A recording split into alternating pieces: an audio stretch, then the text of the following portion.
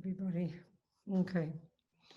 So we just think we're going to listen to these teachings, whether we've got 1 day to live or 100, whether we're told we're going to die or whether we're told we think we're living. Either way, it doesn't matter. We're all dying.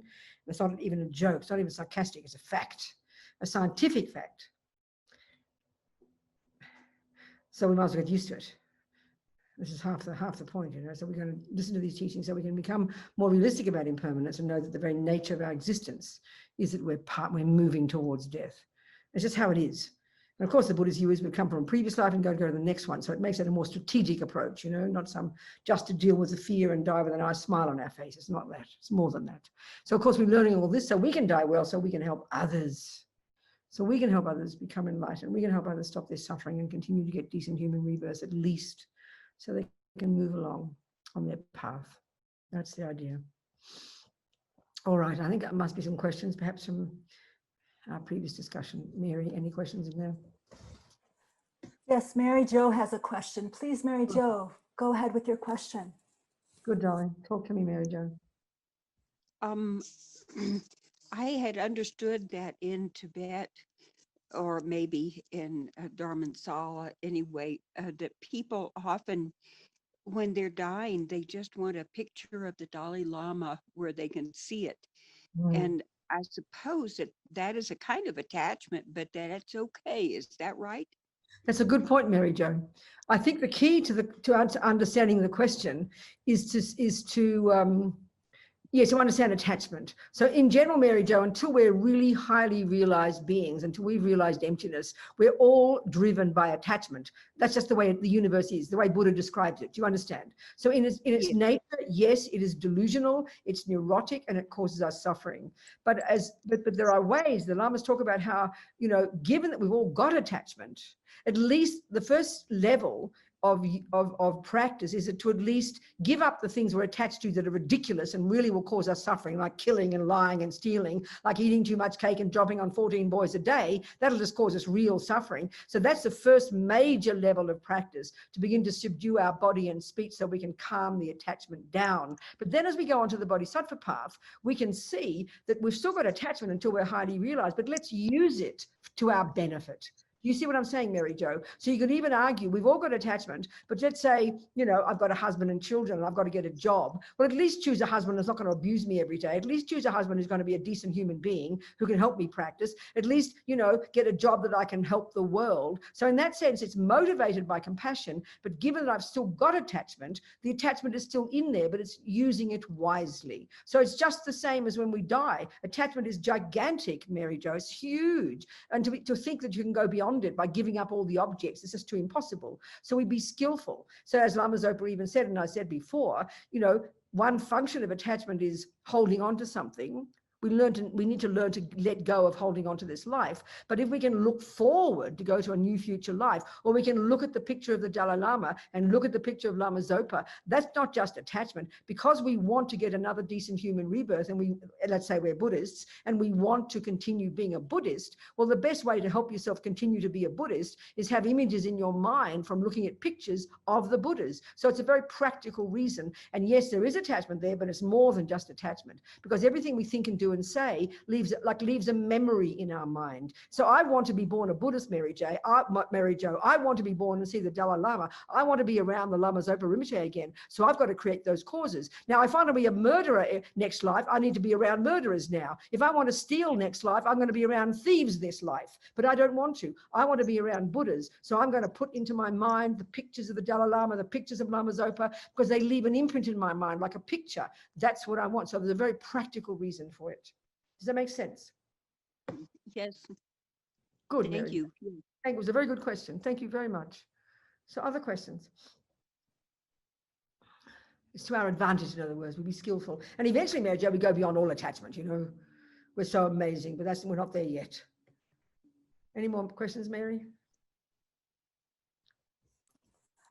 I don't see any here. Okay. Are there any more about the death process? Because we went through it quite quickly, and how we get reborn. It was quite quick. But are there any questions about it? No. Okay. So let's look at more things then in relation to, what happens. Hang on a second. Oh, what's going on? Something's peculiar happening here. I've got to fix it. Hang on a second. I've got to fix something.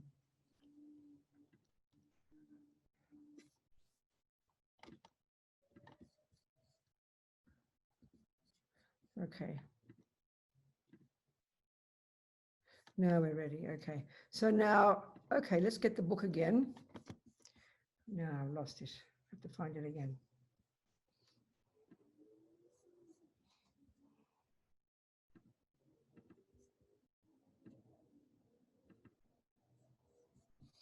Oh, something's happened. So I've got a bit of a problem here. I'm so sorry. Do you mind just give me 2 minutes, people? Just won't be long. Venerable Robina, there were Yes. 2 questions, one Okay. again for Mary Jo and one for some space. Okay, very good. Please ask them. My question was, I would like if you would please reiterate about the problems of drugs having to do with lowering the pain level when people are in their last phases of life, people that are wanting to die a conscious death. Mhm.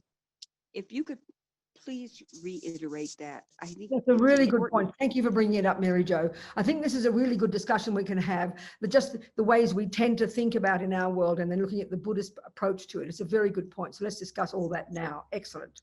Okay. So the Buddhist idea, exactly as you said, and there's even awareness of this in the West now, we want to have a conscious death. Well, the logical reason, of course, for the Buddhist view is the more clear our mind can be, the more stable we can become, the more relaxed we can be, the more peaceful we can be, the more virtuous we can be, the more in charge of it, the more likely a positive karmic seed can be triggered when the death process starts. So obviously over our life, like the great yogis have practiced to such a degree that they're in complete control of this process. They know exactly what's going on. They're so aware of this process. They've been meditating on it for a long time. So they're able to go through this with absolute control. And with the yogis, we leave them in peace. We close the door, they are fine. They know exactly what they're doing.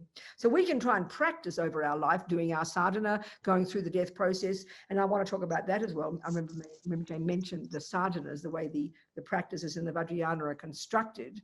They're really linked to helping us incorporate the death process. We'll discuss that too for those of us who've got to practice. But the thing is, to be conscious is the most important thing.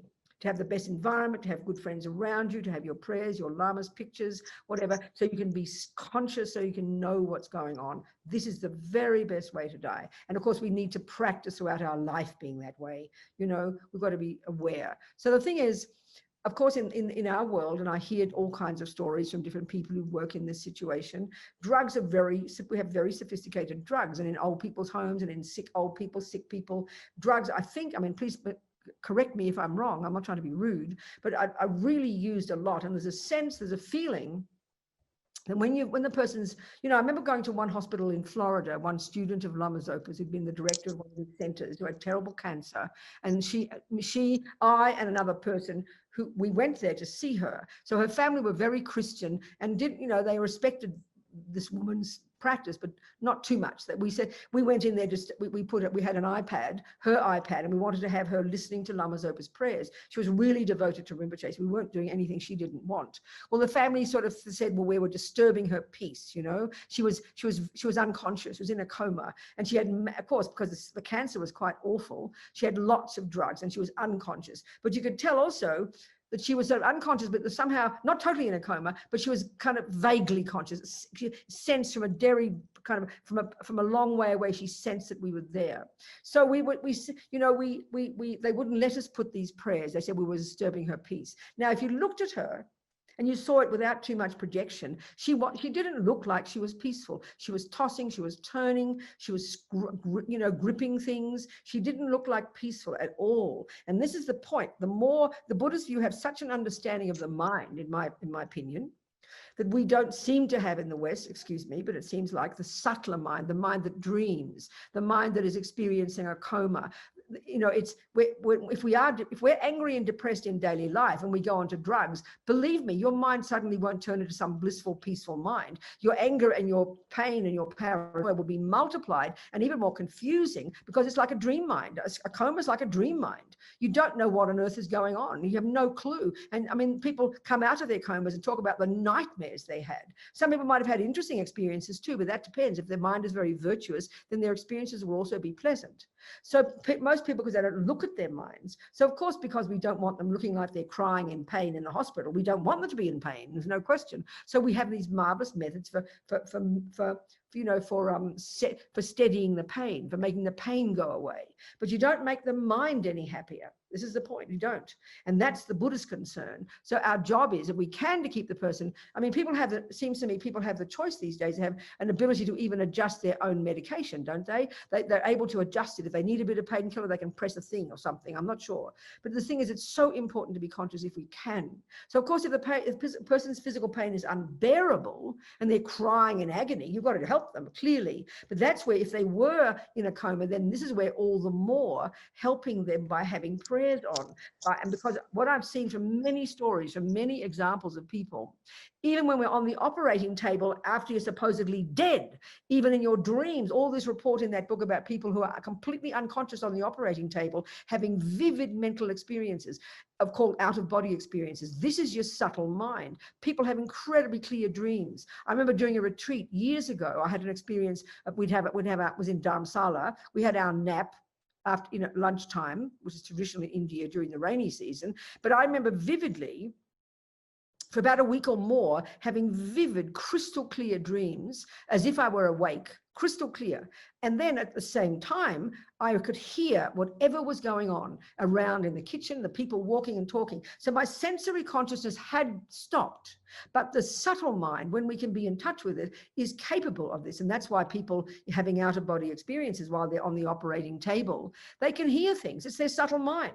So all the reports in this book, I remember the man, he said usually the medical profession is quite cynical about these reports, people hearing what was going on. No, not possible. But he kind of joked and reported one particular woman who had to have such a sensitive operation. They had to practically make her dead. She had to remove, all her organs had to be stopped. So from their point of view, there was no ability to be conscious at all. But she reported the most vivid experience of out of body. She reported exactly everything they said and everything they did and every instrument they used, all the bit of music they played, the jokes they cracked. So no one can argue with this. So that's your subtle mind. So when you can have those experiences, then you're aware of what's going on. So in this, I was fast asleep, but my mind was clear. So I had these vivid experiences of hearing what was going on. I didn't see anything, but that's very common experiences people have.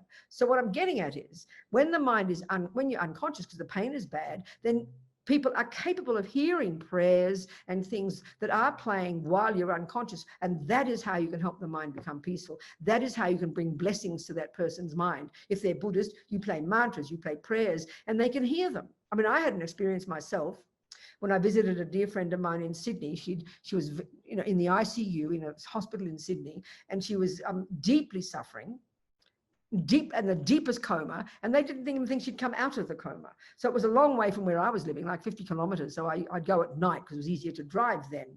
And then I'd go and I'd spend about an hour with her in the ICU, and I would just say prayers in her ear. And that was it. She was, wired up and unconscious. And so every now and again, because she was very close to some lamas. She wasn't really a Buddhist, but she knew many lamas. And there was one, His Holiness Sakya Trinzen. She was close to him and his family. She was also close to Tsongsa Khyentse Rinpoche. She'd have them both stay in her house. So I'd ask their students to please ask the lamas to pray for Judy. So every now and again, I'd say in Judy's ear, Judy, His Holiness Sakya Trinzen is praying for you. Judy, Tsongsa Khyentse Rinpoche is praying for you. So then she came out of her coma eventually, and all perky and happy. And she told me the only thing she remembered in those weeks of being in a coma, the only thing was this voice. She didn't know it was me, this husky voice. She thought it was a blue lady coming through the window, saying exactly those words. Judy, Tsongsa Khyentse Rinpoche is praying for you. Judy, His Holiness Sakya Trinzen is praying for you. So that's your subtle mind. So then the same thing can happen. So even when you've died, that woman who was giving her organs, she was technically dead according to the materialist view, but her subtle mind was still there because she was breathing and her heart was warm and everything. So she's on the operating table. And then I told you the story in this book, this man reported that the nurse monitoring the heartbeat said as soon as they got the circular saw to cut her in half, her heart went up to 200 beats a minute. So you can deduce from this that she was having one of those experiences. She was conscious at a subtle level and was observing exactly what they were doing. So she's, of course, freaking out. What are they doing? Don't they know I'm not dead yet? They're going to cut my organs out. So, of course, her heart would go to 200 beats a minute. So what I'm getting at is subtle mind can be conscious even when you look like you're dead. Forget about in a coma or asleep. So yes, medicate pain, but do lots that we can. If the person can't bear to be conscious, do lots that we can to help them at least hear the prayers and practices that leave imprints in their mind that can help their mind become calm. That's one thing. And the other is if you can have awareness. And the other point is this, and we've really got to think about this. Pain is unbelievable. I can't even imagine people living with pain. I had a bit of an arthritic attack this week of some particular kind of weird arthritis that the Chinese call wandering arthritis. And it was so painful. You're just obsessed with it. You think about it all the time. You try to not think about it. You try to have compassion. You try to transform problems. You try to have you crack jokes about it. But we know how overwhelming a small amount of pain is. So I can't imagine living in pain all the time. But when we really start to practice, what we start to realize is that pain is the body, and then our view of the pain is what makes it less or more. We don't get that. We have this assumption in our culture that if you've got pain, of course I'm angry, of course I'm freaked out, of course I'm depressed. But this is not true. If we really have control over our minds, which we're trying to do if we're Buddhists, and it's difficult, you can learn to change your attitude towards the pain. And that's what alleviates the pain. That's what lessens the suffering. It lessens the suffering. So in other words, the role that our mind plays in interpreting the pain is the major role, is the major component.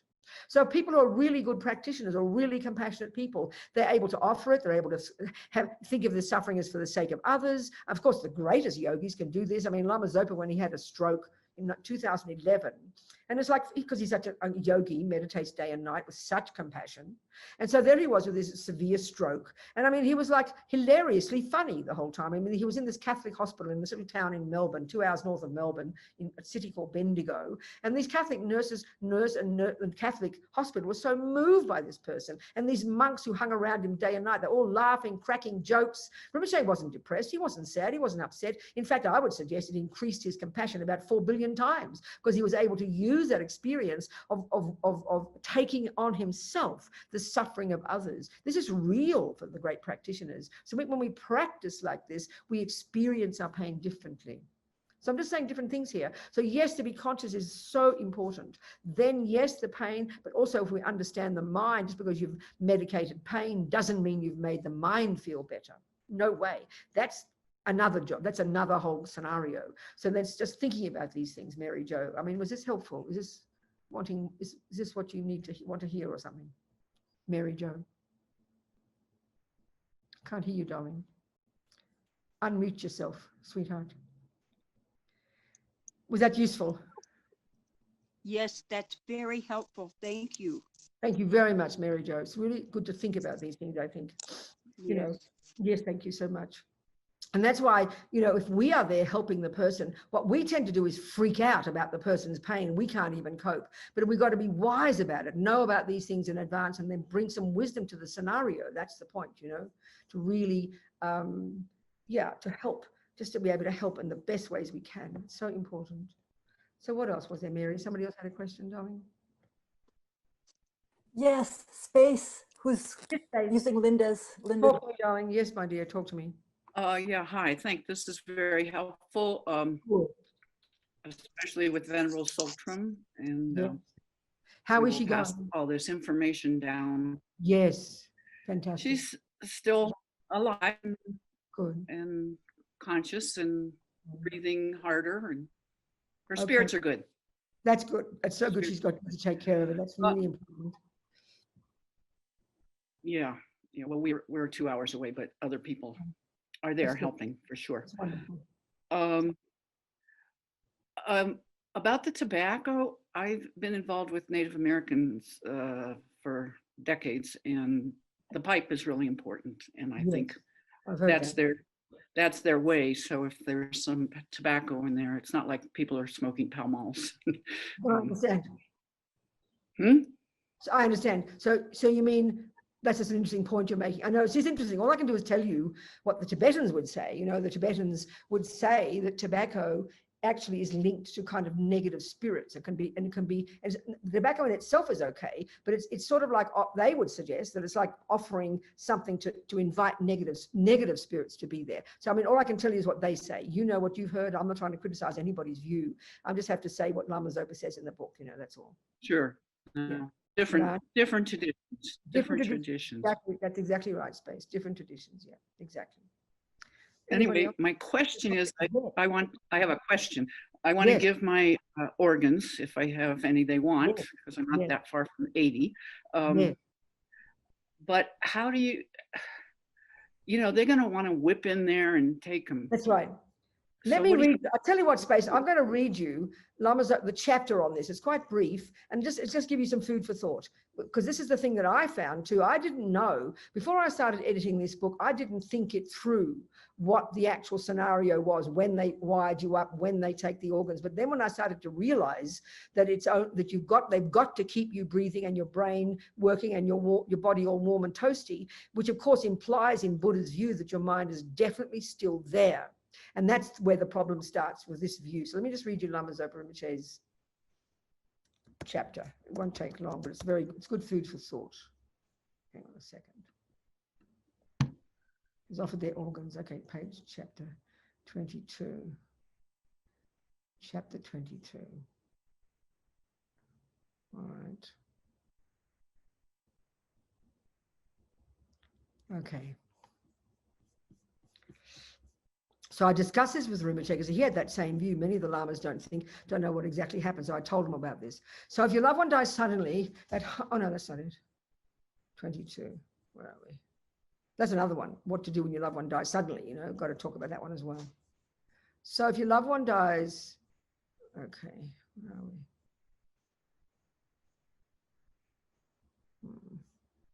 we? Okay, so some people decide to offer their organs to others after they have died. Does this disturb the mind?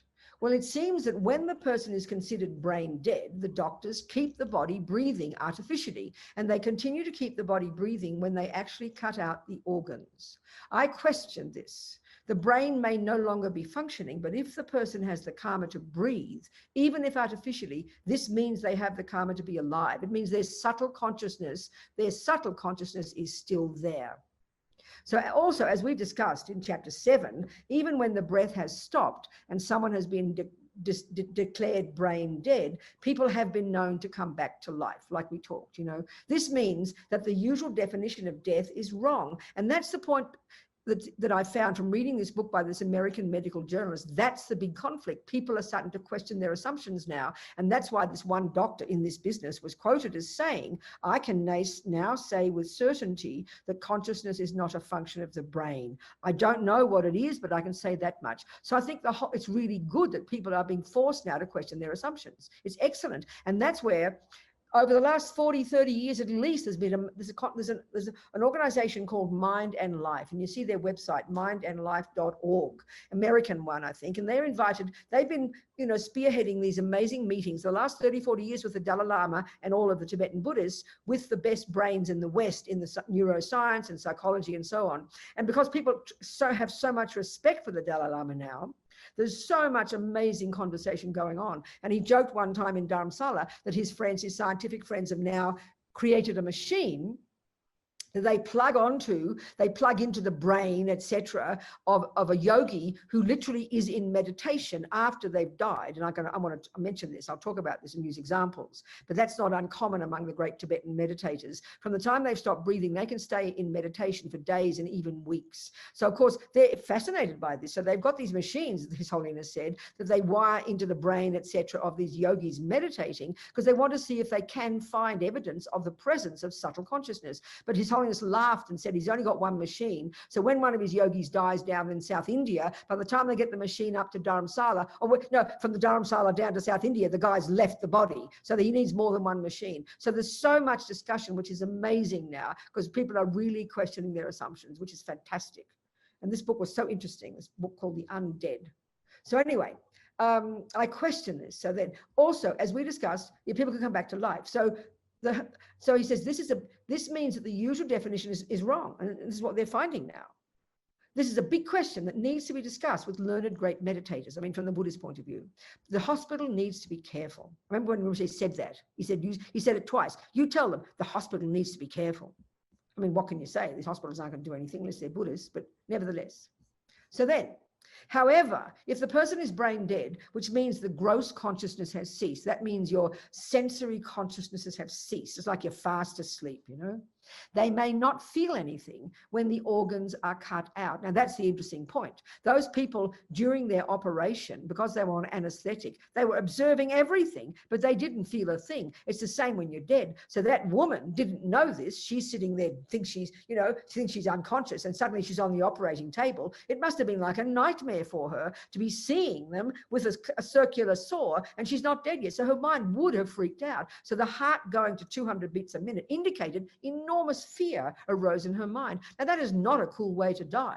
That's awful. She wouldn't have felt anything, but she knows she's given her organs, and she suddenly sees it's like this nightmare's occurring. It's like a nightmare she's having, but it's real. They're actually going to cut out her organs. So they would have continued cutting her, and she would have continued seeing it. This is what's so interesting. So God knows what they did to her poor mind.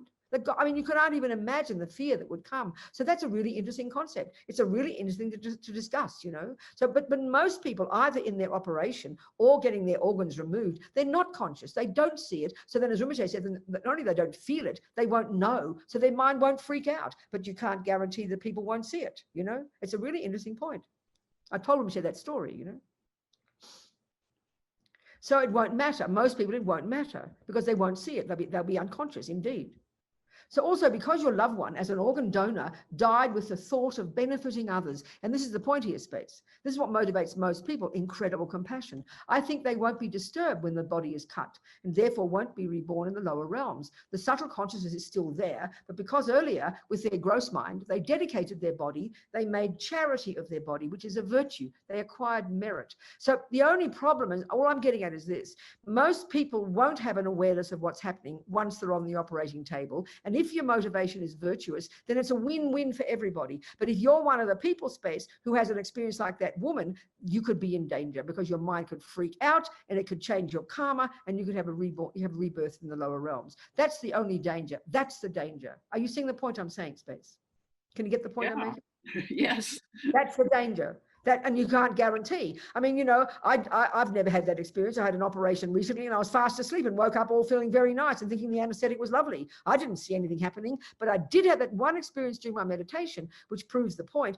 Even though I was asleep, my subtle mind was crystal clear and I was observing, hearing everything going on around me. So that's when the danger is. That is the only reason the danger is there.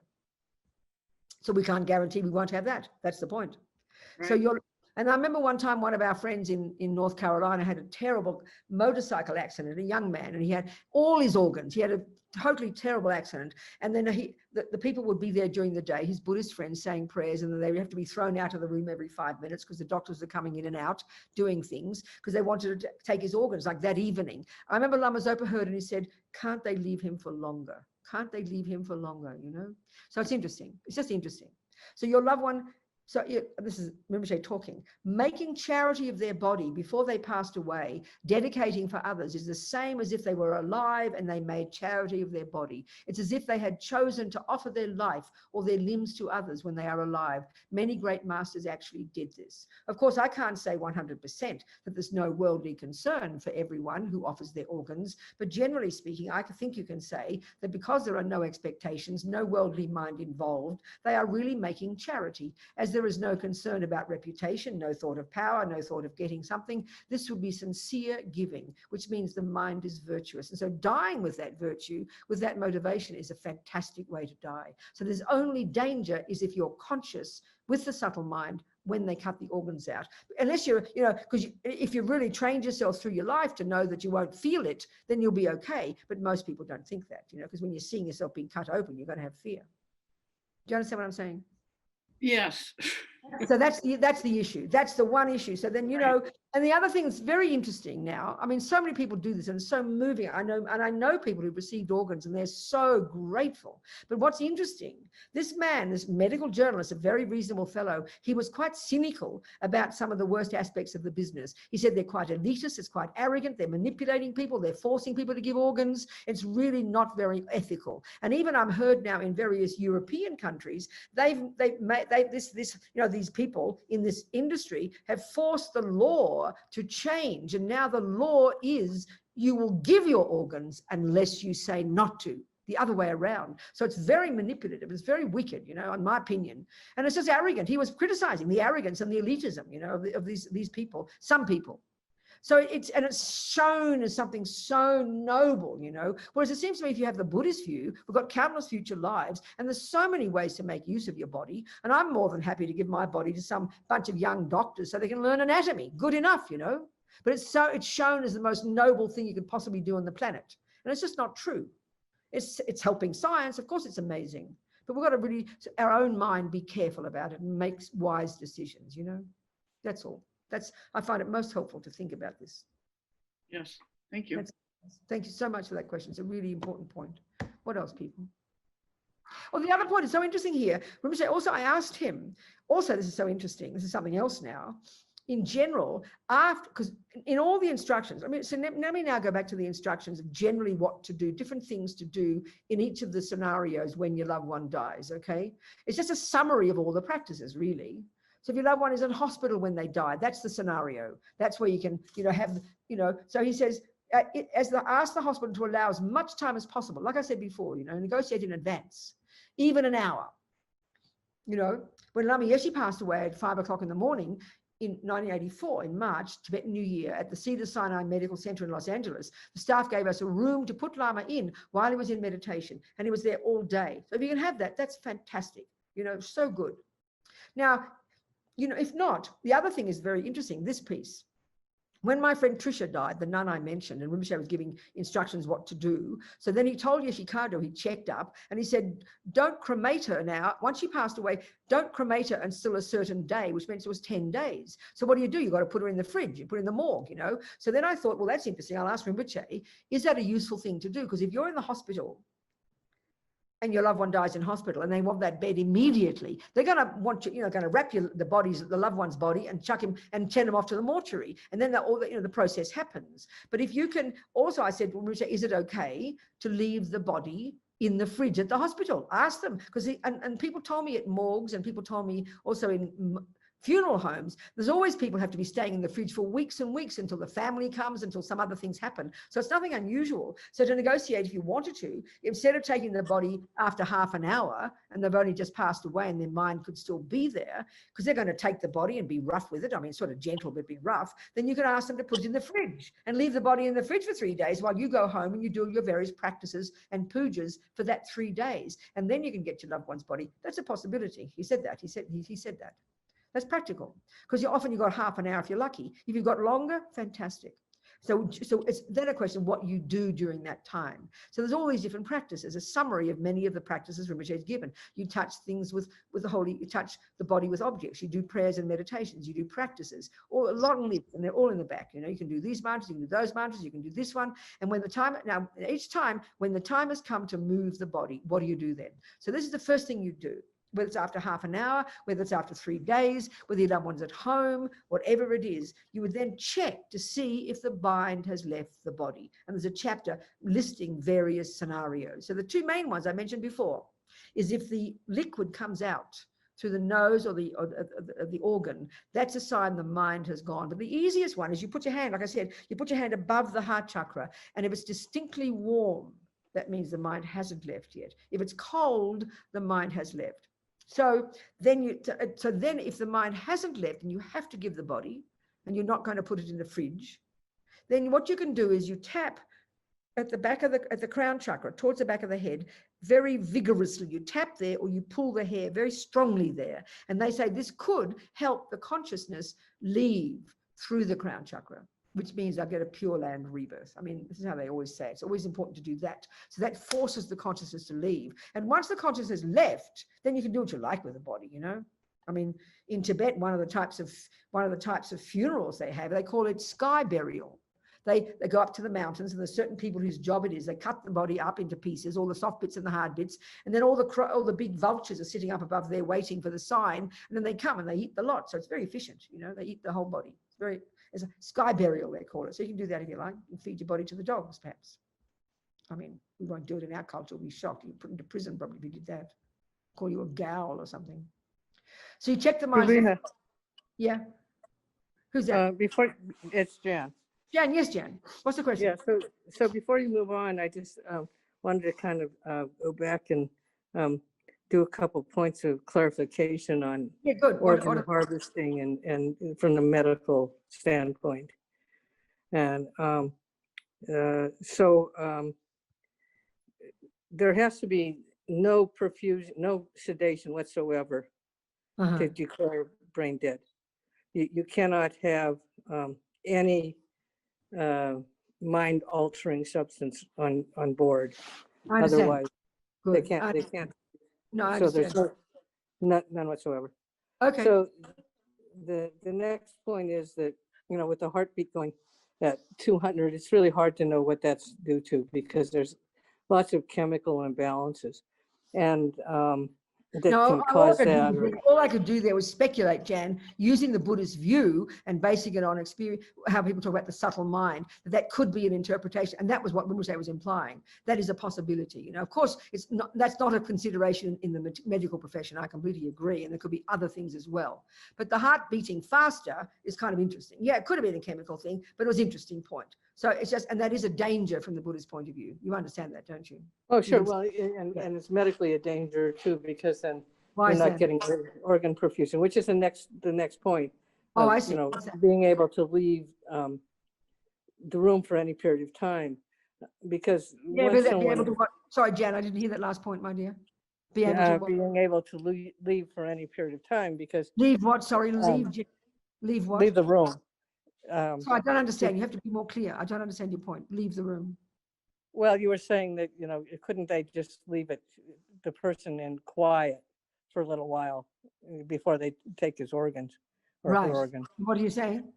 And they can't, because these patients are in very precarious physiological No, that's right. state. So, no, absolutely. So from the medical point of view, you can understand exactly why they do things. But I'm talking from the mental point of view of the person, what's most beneficial. And that's where the conflict is, isn't it? That's where the difficulty is. So to be able to try and sort of consider both considerations is quite a difficult point. That's the points that I was bringing up. But but you can see it from the medical point of view. You can't leave them for a long time. I agree with you. Absolutely.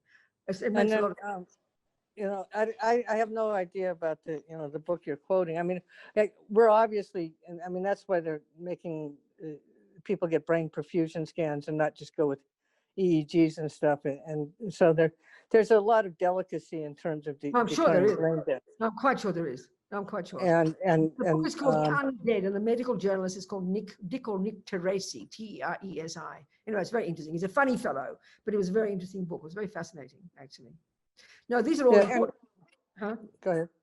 No, that's all. What else do you want to say? Well, and then the whole business of organ procurement, because it is such a potential ethical conundrum. That's right. The people who are harvesting and transplanting the organs can have zero exposure to the patient's family. I understand. So there's no profit motive involved whatsoever. And well, that's if it's ideal. But all I know is this journalist was quite cynical about some of the arrogant side, which is inevitable in every area of the world. You're going to have people who aren't the best and aren't ethical. I mean, he's a medical journalist. All I could do is read what he said, and report. But Right, right. my emphasis is on the Buddhist side to make sure that the mind is not disturbed. That's the bottom line. Giving the organs is amazing, like Lama Zopa said. But I mean, to manipulate it and have the laws now in Europe, they've changed the law that the default, and even if you don't know it, the default is they will cut the organs out only if you say in advance you don't want your organs to be given. I find that a bit wicked. People don't even know about it. So Yeah, my so point here, that's Jan, but my point here, Jan, is not to discuss the medical profession. My point here is discuss the mind. That's my main issue. So thank you for okay. So then I'm going to move on to my next point, which is what's that? in the Jataka tales. Yeah. The Buddha gives his body to the hungry animals. That's right, he does. In one of the Jataka tales. Exactly. So what's the point? So we have that as It's an amazing precedent. Now, there's no question when Lama Zopa, always the lamas have all praised this job of giving the body, but they didn't know the details of the scenario in which it happened. So that was when he said that people got to be careful. It was the first time he'd known about that. All of them praise giving the body. It's one of the most amazing practices. There's no question. But of course, the Buddha's point was amazing because he was a highly evolved being. He gave his body to the mummy tiger because he had such compassion for the mummy tiger that she was going to eat her babies because she was starving. So he thought, I'd rather give my own body. No, it's amazing. It is an amazing practice. There's no question. But this is the dilemmas that it's bringing up now is the point. That's all. But it's the most amazing practice. Rinpoche, all the lamas, I read a report on all different lamas from all traditions talking about the death process, and everyone praised this practice, giving your organs. So amazing, so special, You're absolutely right. But this is the things that people are learning now, Thank you, Jan. Most helpful. You're welcome. Thank you, Robina. Thank you so much. Anybody else, any other questions or points to bring up? These are such important points, to be conscious of. Okay. I have a question. Yes, good. Who is that? And I don't know, I can't see myself. I'm raising my hand. I see you. No, I see you, Mary Jo. I can see you, but I can see your forehead and your nose, most of your ceiling. Okay. So I'm envisioning then that I might be with a friend or a family in the hospital who died. I'm not, I've asked to have time in the room, and do you think an ordinary person would know when that warmth has left the heart area or the secretions? I mean, I guess maybe that's obvious, but do you think an ordinary person would be able to notice it? My sense is anybody. And then they So would you're like this talking about- body. No, I understand, Mary Jo. So you're talking about your own death here? You're talking about you dying and you're going to have people with you. Is that what you're talking about here? Or you being with the person who is dying? Which one are you talking about? Okay. Well, what I'm asking is, do you think it's important to wait until those signs before the body is put into the refrigerator? Yes, no, even the refrigerator is okay. That's okay. If the Okay. body, if you're in the hospital, let's say I die and you're my friend and you're helping me and I'm in the hospital and they can't leave you the bed for much longer. We've got to move the body. I'm sorry, Mary Jo. So then your option is either you take it to the mortuary and then they do what they do, or you could literally leave it in the fridge, but you don't need to know, because if the mind does leave, you don't need to leave it in the fridge. Once the mind has left, which is the secretions is a sign of, then you don't need to leave it in the fridge because the body's now just meat.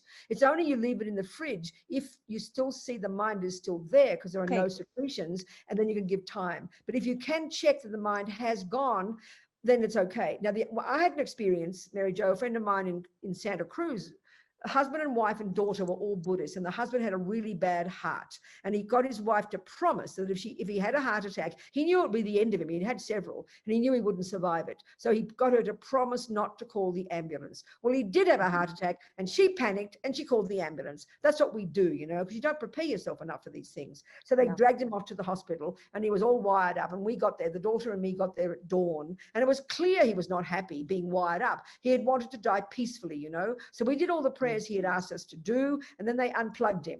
So then, of course, he passed away, stopped breathing, but we couldn't have the bed, so they had to put him in. So then we asked the ambulance, they got the ambulance driver to take him to the mortuary. So we asked him to drive him, please, very gently. They were so kind. They picked him up. He's picked his body up very gently because you don't want to disturb the body. They put him in the ambulance. They took him to the mortuary, and then we were able to sit with him all day and do prayers and pujas in the little room. But then we wanted to stay all night to continue to do prayers, and they wouldn't let us. So they said they had to close at 4 o'clock. So they chucked him in the fridge with the other bodies. But we gave them a CD of the Gyuto monks chanting, and we asked them to promise to play the Gyuto monks chanting prayers in the fridge. And they said they would. Now, I don't know if they did.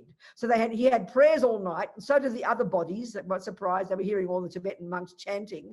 Then we came back next day and spent the next day with the body, and then they did the cremation. So that's the next best scenario. That was our experience. Lama Zopa doesn't talk about that in his book because it's not his experience. But the whole thing is, if you can see the mind hasn't left yet, you need to try and prolong as much as possible the time when you're going to burn the body or bury it. That's the point. And once the mind is left, no problem. Do what you like. Do you understand, Mary Jo? Good. Okay, so there's each scenario is all the various practices you could choose to do. And remember, you've got so many, like I said, what to do, the various things. And each scenario is the same, but it's a question of how much time you've got. If you're in hospital, you might have only half an hour. If you're at home, see the first chapter, I forgot, is if your loved one dies at home. That's the best because you've got control. You can have it for 3 whole days. Many of my friends have their mummy die there.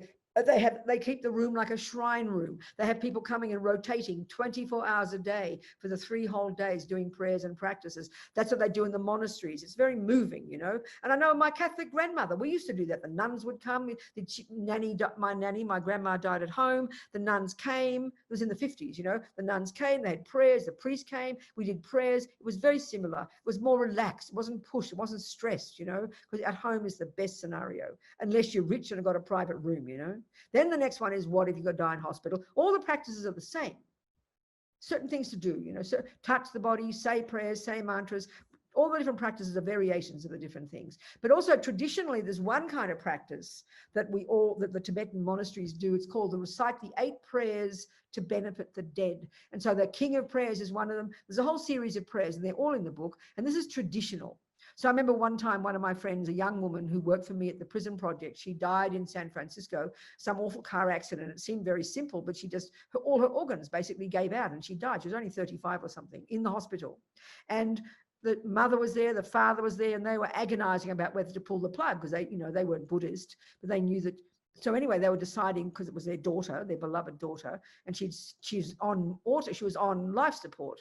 And they were deciding what to do. So they did decide they would pull the plug, but they knew the daughter wanted the Geshe Dagpa in San Francisco to come, so that they called him, and by the time he was coming, but before he got there to do all these prayers, the eight different prayers, her lungs exploded, and then she suddenly this shock, and then her mind left the body before he got there, straight away, because that can happen. If you have a car accident, if you have a shocking kind of death, the mind can leave immediately. So her mind was there, but then her lungs stopped, exploded, basically. They were keeping her breathing. Then that was a big shock on her face. So her mind left immediately. And when he got there, he did all these prayers. And I remember a friend of mine was there, and I texted, I was in somewhere else, and I said, has the mind left the body yet? And the Geshe said, yes, it would seem so.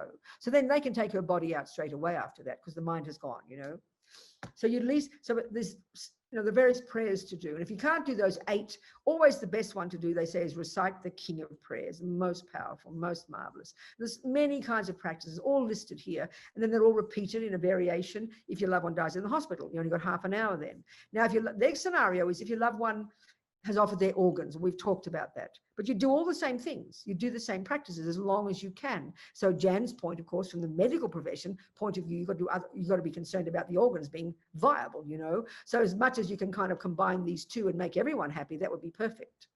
So, you do your best. So then the same thing but this is what's interesting.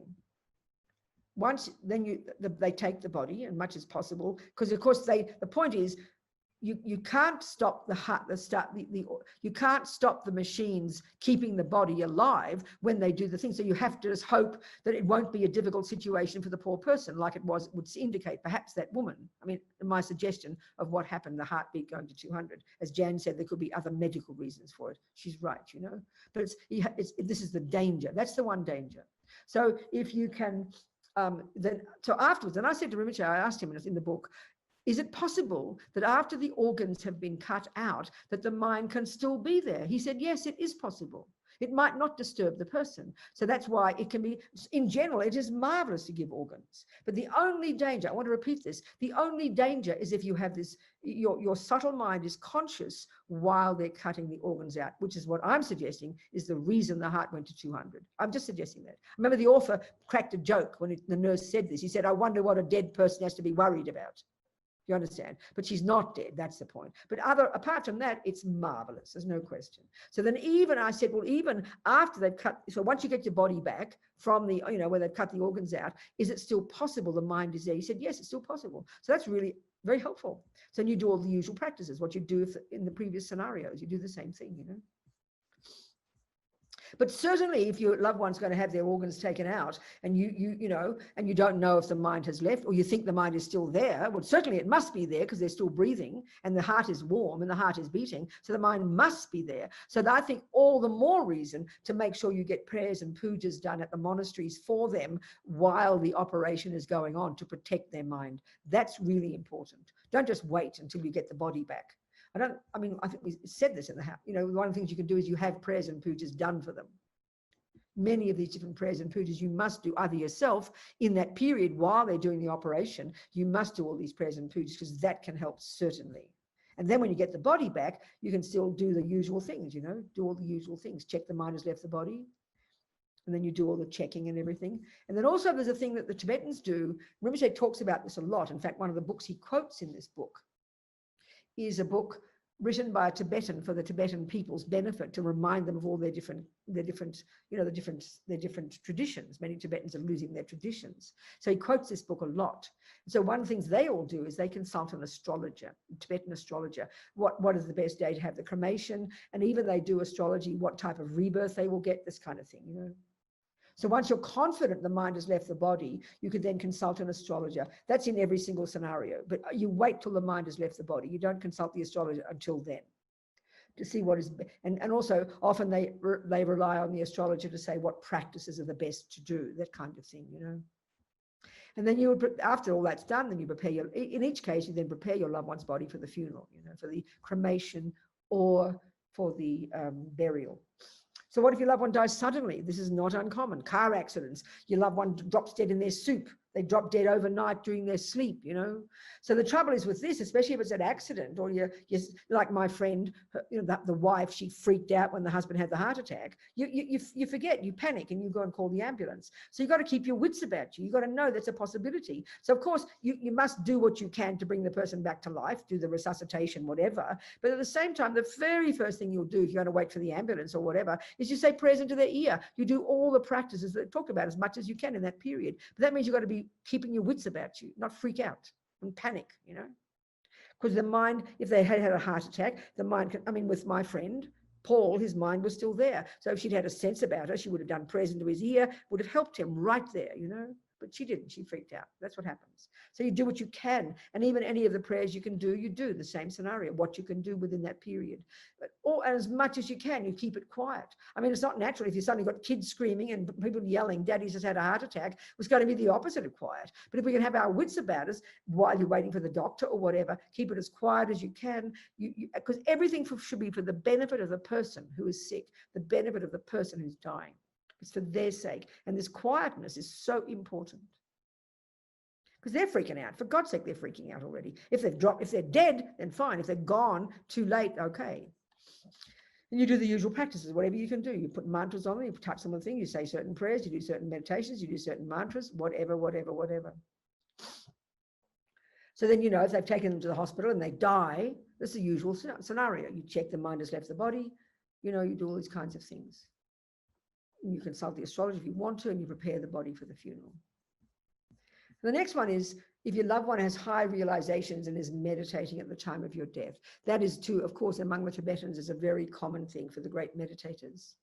So as I discussed in chapter 10, people with high tantric realizations can remain in meditation in the clear light, conjoined with emptiness for as long as they wish. 1 hour, 3 days, many months. This is possible, you know, when you understand this view of the mind. So some meditators stay in the clear light meditation in their hermitages for years. I mean, it seems crazy to us, but this is possible.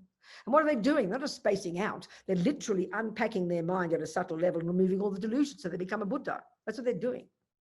So if your loved one is in meditation, you must not disturb them. The face of the meditator is very radiant, peaceful, even blissful. They look magnificent, totally different from an ordinary dying person. Sometimes even there's some sort of like a light there, you know, the tip of their nose. And while they're in meditation, even though the breath has stopped, there will be no smell or decay because the mind is still there. And that's the point about even the ordinary people. As long as the mind is in the body, they won't get rotten, they won't decay.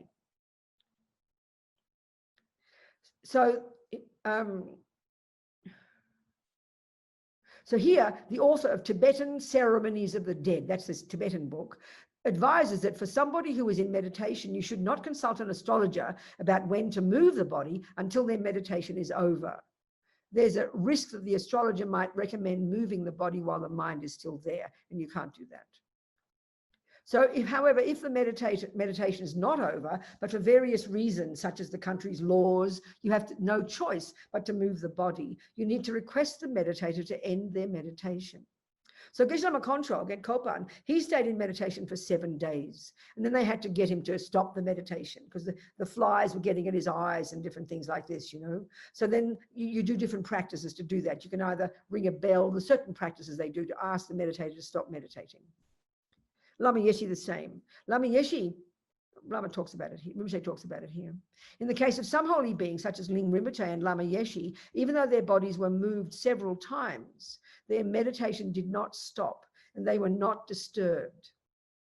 You know, Ling Rinpoche, Dalai Lama's root guru, he meditated for 13 days after the breath stopped. So now Lama Yeshe remained in meditation for many days. As I mentioned in chapter 21, Lama Yeshe passed away at Cedars-Sinai Medical Center, Los Angeles, a wonderful hospital. Before Lama passed away, the nurses were watching intently throughout the night. The moment Lama's heart stopped, people rushed in with a defibrillator and wanted to try to get it started again. It was all very hectic in the room. I had checked with Song Rinpoche, who earlier had come to be with Lama, but now was back in Switzerland. And he said to do everything possible to save Lama.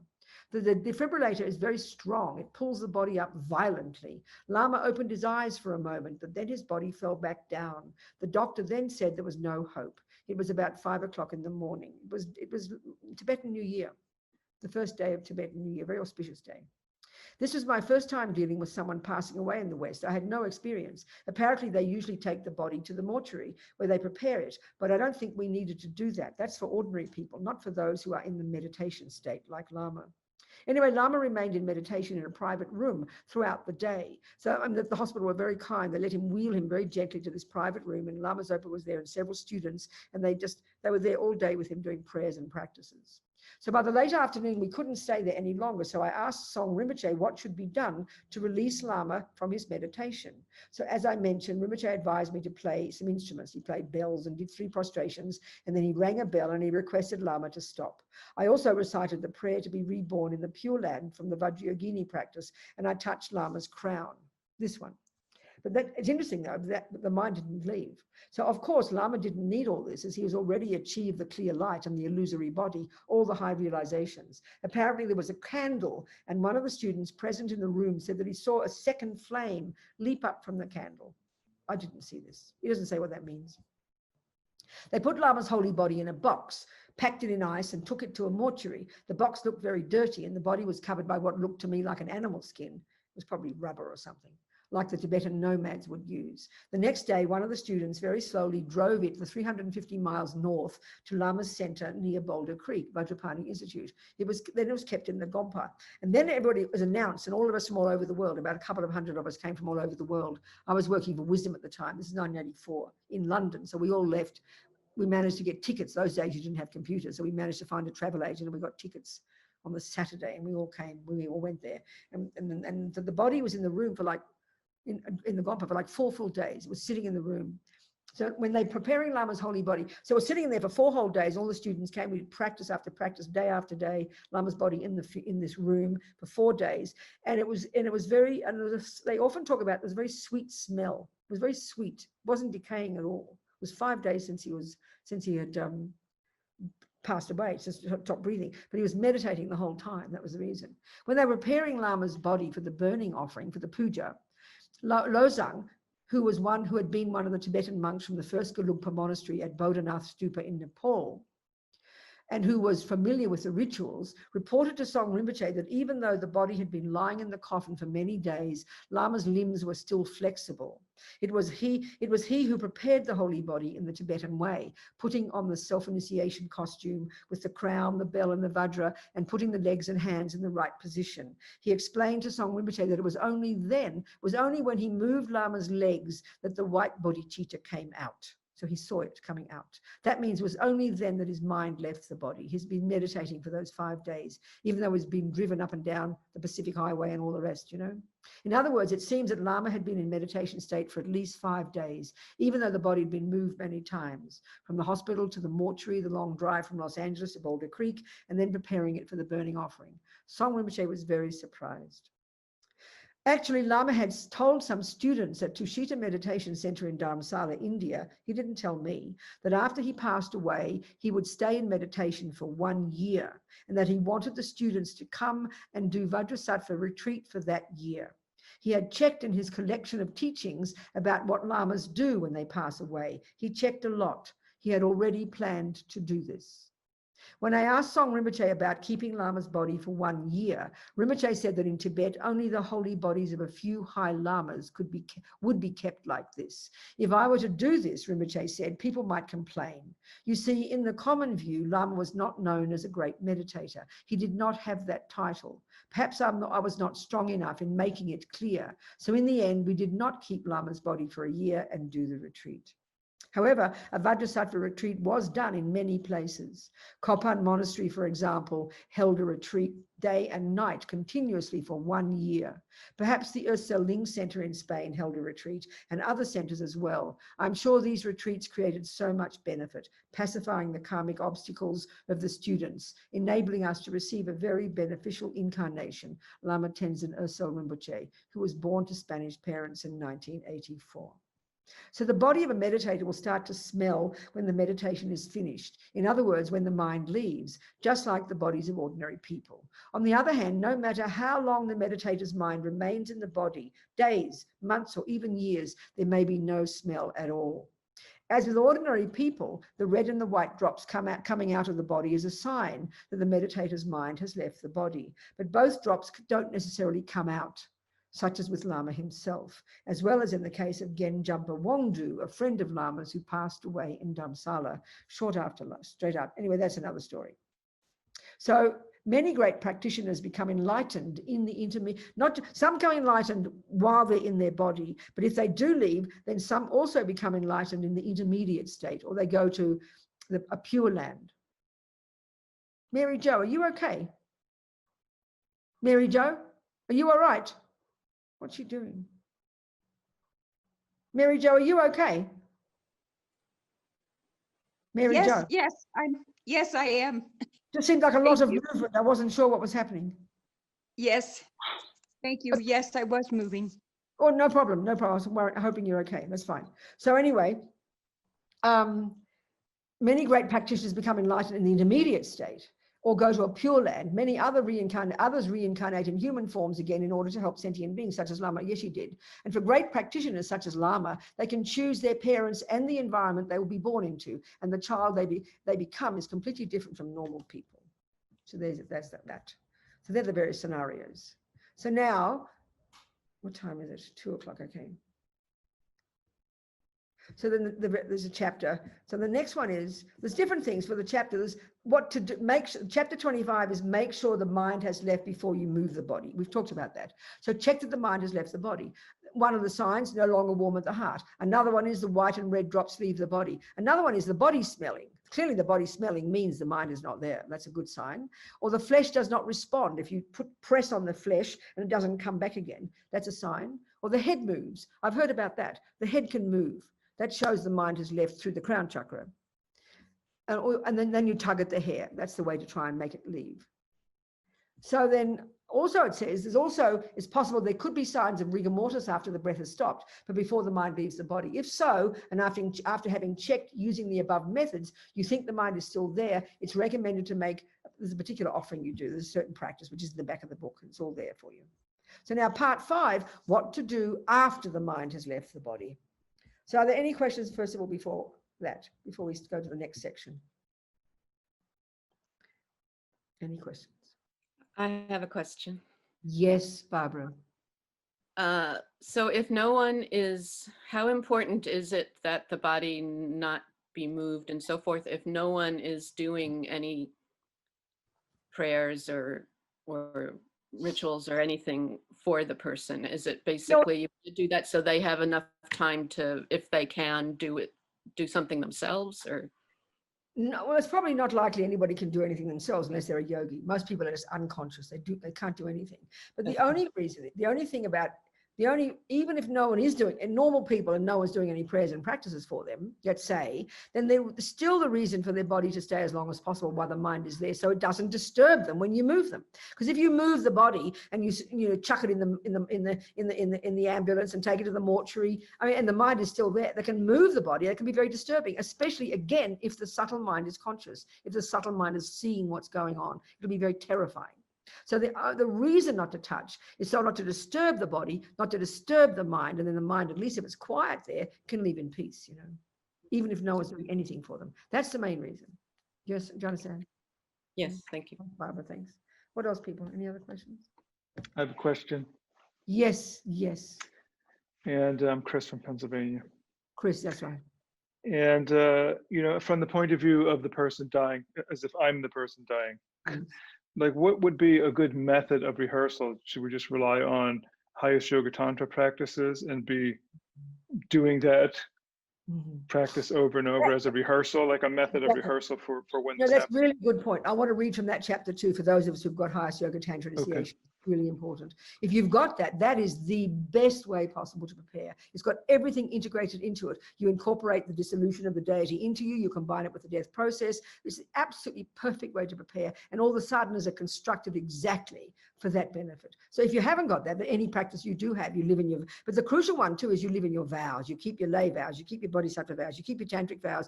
This is the basis of a really good practice of ethics. If you don't have that, but you do your tantric practice, it's all upside down. You understand? You've got to live this, that's the crucial point. So let's just look at that chapter. For those of us who've got initiation or are thinking about taking, this is very inspiring. I'll just find the right chapter.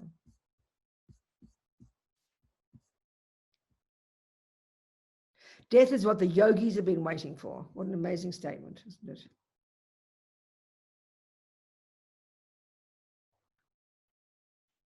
Okay. So basically, generally, it's not permitted to openly give details of the methods that the great yogis use. However, I feel it would be useful to talk briefly about them here. Death is the moment they've been waiting for. At the point in the death process when all the grosser consciousnesses have ceased and only the extremely subtle consciousness is left, as discussed oh, I hope this is not the final proof. There's a mistake there. I'm not sure this is one of my proofs. It's not the final one. So the yogis, those who've observed karma well, kept their precepts purely, spent their lives training their minds in the clear light meditation, and have been able to recognize the base time clear light, the imagined visualized one. So they are now able to recognize the clear light of death. They can remain in meditation in the clear light, conjoined with emptiness for as long as they wish. 1 hour, 3 days, many months. As we've discussed. His Holiness Dalai Lama's root guru, Ling Rinpoche, for example, stayed in meditation for 13 days. Lama Yeshe too remained in meditation after passing away. So there are many examples like this. Apparently, one of the previous Ganden throne holders spent some 21 days in meditation.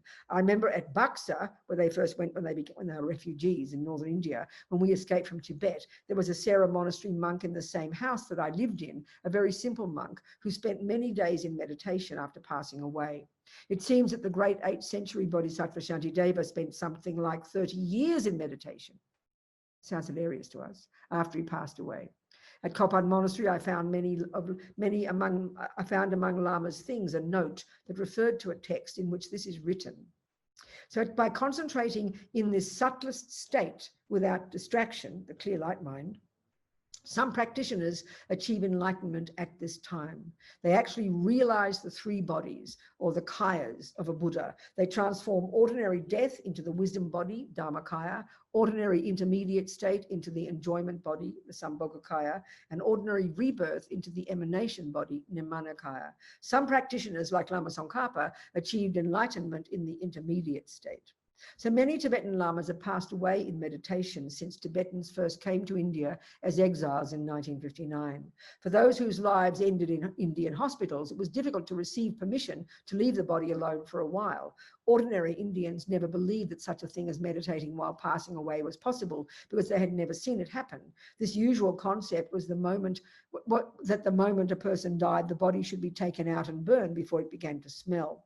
Thinking that a person was dead as soon as the breath stops, the doctors were amazed that these lamas could stay in meditation for long, long periods without the body decaying. Far from being a bad smell, the room had a fantastic sweet smell due to the power of their realizations. You too can transform death, intermediate state, and rebirth. The practices these yogis do are available to those who have taken a highest tantra initiation. They are the quickest methods for achieving enlightenment in one brief lifetime of this degenerate time. By doing these practices, you can collect in just a few years the merit that would otherwise take you 3 countless great eons to collect on the Mahayana perfection vehicle path. These practices have a very special arrangement, and doing the sadhana every day, the complete sadhana, not just simply generating yourself as the deity and reciting the mantra without the mandala, not like that, is a very important preparation for death. You will understand this when you have received the commentaries on the generation stage and the completion stage practices. Whether you do the long version of the sadhana or of the deity you are committed to do, or the middle length version, they both contain the essence of the generation stage practice, which is transforming the 3 experiences of death, intermediate state, and rebirth into the 3 bodies. Even the short Yamantaka sadhana, for example, has these 3 important points. By meditating in this way, you prepare your mental continuum by purifying ordinary death, ordinary intermediate state, and ordinary rebirth, enabling you to actualize the path-time Dharmakaya, the path-time Sambhogakaya, and the path-time Nimanakaya, thus planting the seeds to achieve the result-time 3 bodies. When you just recite the words, there is of course a positive imprint left on your mind, but you are not strongly preparing your mind as you would if you were to actually meditate. Sirkon Senchab Rinpoche used to emphasize very much that if you are busy and can't do much meditation in the deity sadhanas, when it comes to your daily commitments, you should do more elaborate meditations for your main deity. You can do your other sadhanas quickly. However, in all your sadhanas, you must do the 3 kayas meditation. Even if it's not elaborate, even if you don't follow the extensive procedures, you should at least meditate on the last point, the 4 qualities of the foundation, having the divine pride, thinking, this is the result Dharmakaya, this is me, and so on. And then on the day you die, because you have trained your mind by doing your sadhanas every day, you are able to recognize what's happening, the 24 stages of dissolution without missing any, just as the 25 stages, just as you had meditated in the meditation, in your sadhanas.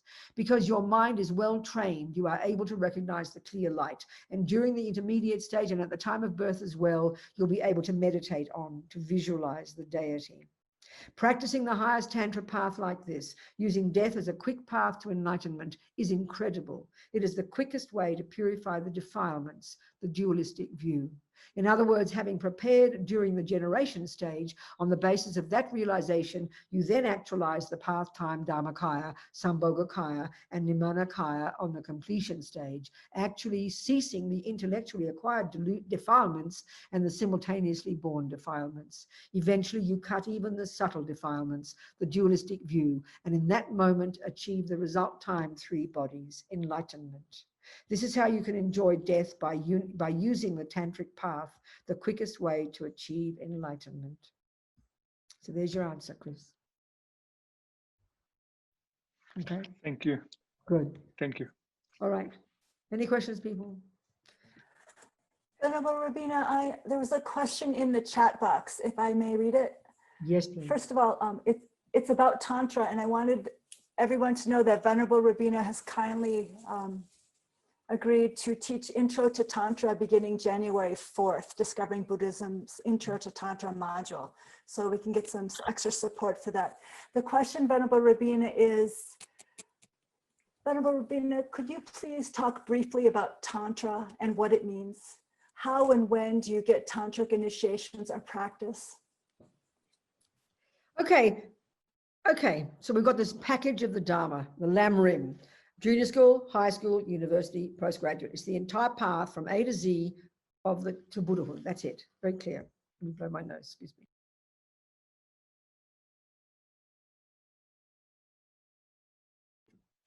So, the first stage is you control your body and speech, you abide by the laws of karma, you live in vows, you take refuge, and you do your purification. That's the ground level. Then you go to next level, high school, which is still the wisdom wings, still the Theravadan path, and now you start to work on your mind. You begin to get some renunciation. You start to meditate. So that's the first stage. So that's the first of the 3 prerequisites that would qualify us to want to enter into taking tantric practices.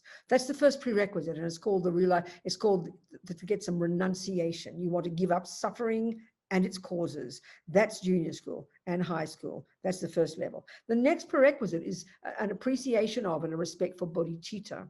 These are the 3 prerequisites that qualify us to then know we're ready to go to Tantra. The first is renunciation, which is junior school and high school. Now you go to university and you start to practice bodhicitta. You start to practice love and compassion. You take the bodhisattva vows, and you have this strong wish to want to benefit others, and you're trying to cultivate bodhicitta.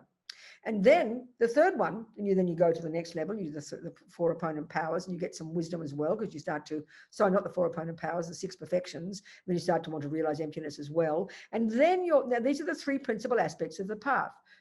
First, renunciation. You understand suffering and its causes. Second, bodhicitta. Third, wisdom, realizing emptiness. So having an appreciation and a respect for these 3 components, 3 principal aspects of the path, which are presented in this orderly way. First renunciation, then bodhicitta, then emptiness. Then you are ready to now go to Tantra. They're the 3 prerequisites as far as Lama Tsongkhapa is concerned. That's the technical answer. So, many people, we're not clear about this. So we think, oh, I'm not ready. Oh, I'm not advanced. No, you're not advanced. Nobody's advanced. But if you've got some appreciation for renunciation, you understand karma, and you're living in your vows and purifying every day, and understand your mind and try to take responsibility. If you've got an appreciation for bodhicitta and want to benefit others, and you have appreciation for emptiness and want to try and get wisdom, then you are qualified. That's it. That's it. So check up your own mind and see if you're ready. That's the answer. Any more questions?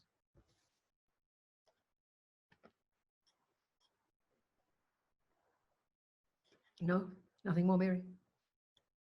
No, I see nothing more on my side. Okay. No more questions from the people all here. Have a 5-minute break, okay? See you in 5 minutes. See you at 21:20. It's just normal, apparently, for most people. It's only really in a violent death or sometimes in a sudden death that the mind would leave immediately. It's apparently normal to stay there for 3 days. Don't know why.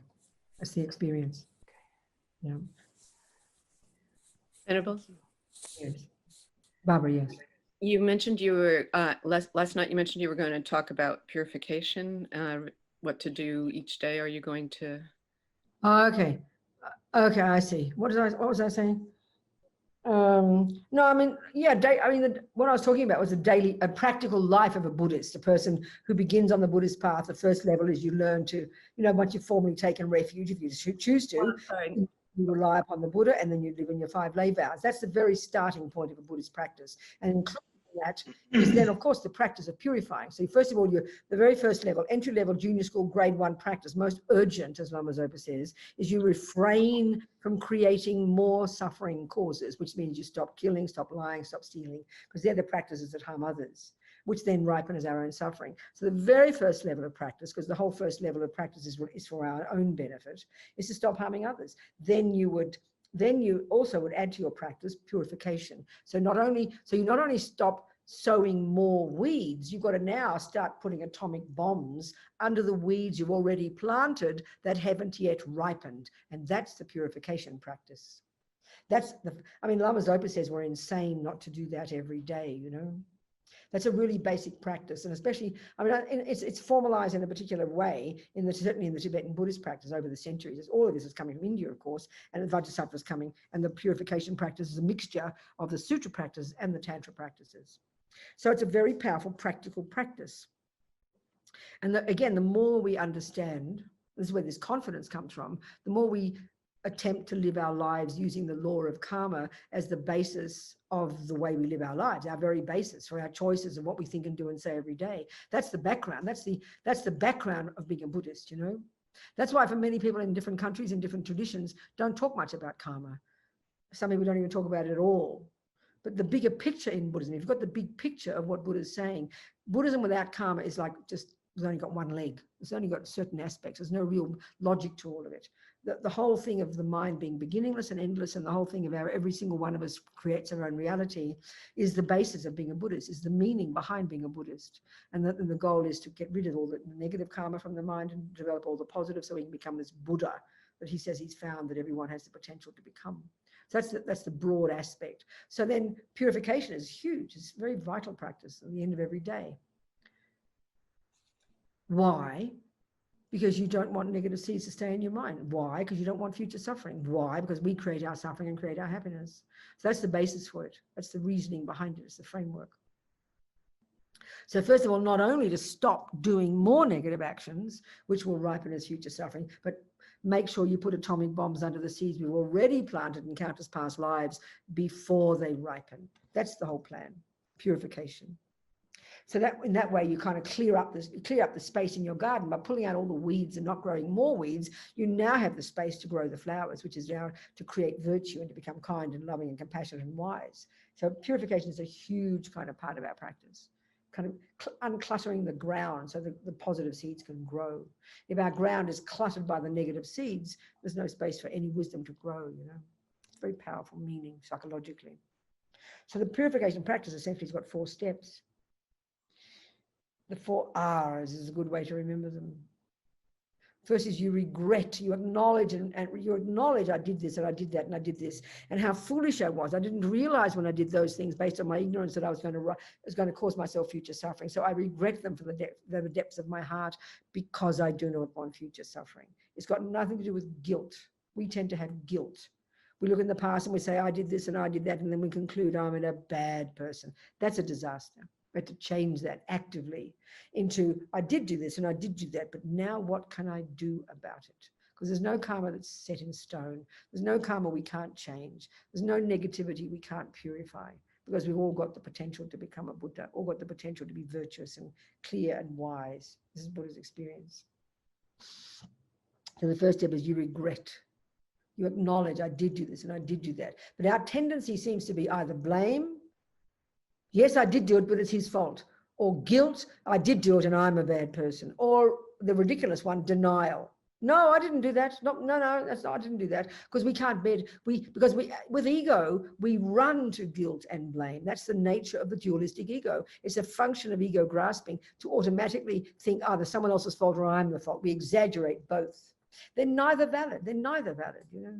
And denial is even absurd. The Lamas often use the analogy of if you've eaten poison, which is the idea of doing something negative, which sows a seed in your mind of suffering, which you get the suffering in the future. When you understand what poison is, the first step is, oh my God, what an idiot. I can't believe I ate poison. Quick, how can I find the antidote? Where's the doctor? So that's the attitude here. But that takes us time, and that's the one of responsibility and confidence that comes, that everything I think and do and say doesn't go astray, sows seeds in my mind that will ripen as either my happiness or my suffering.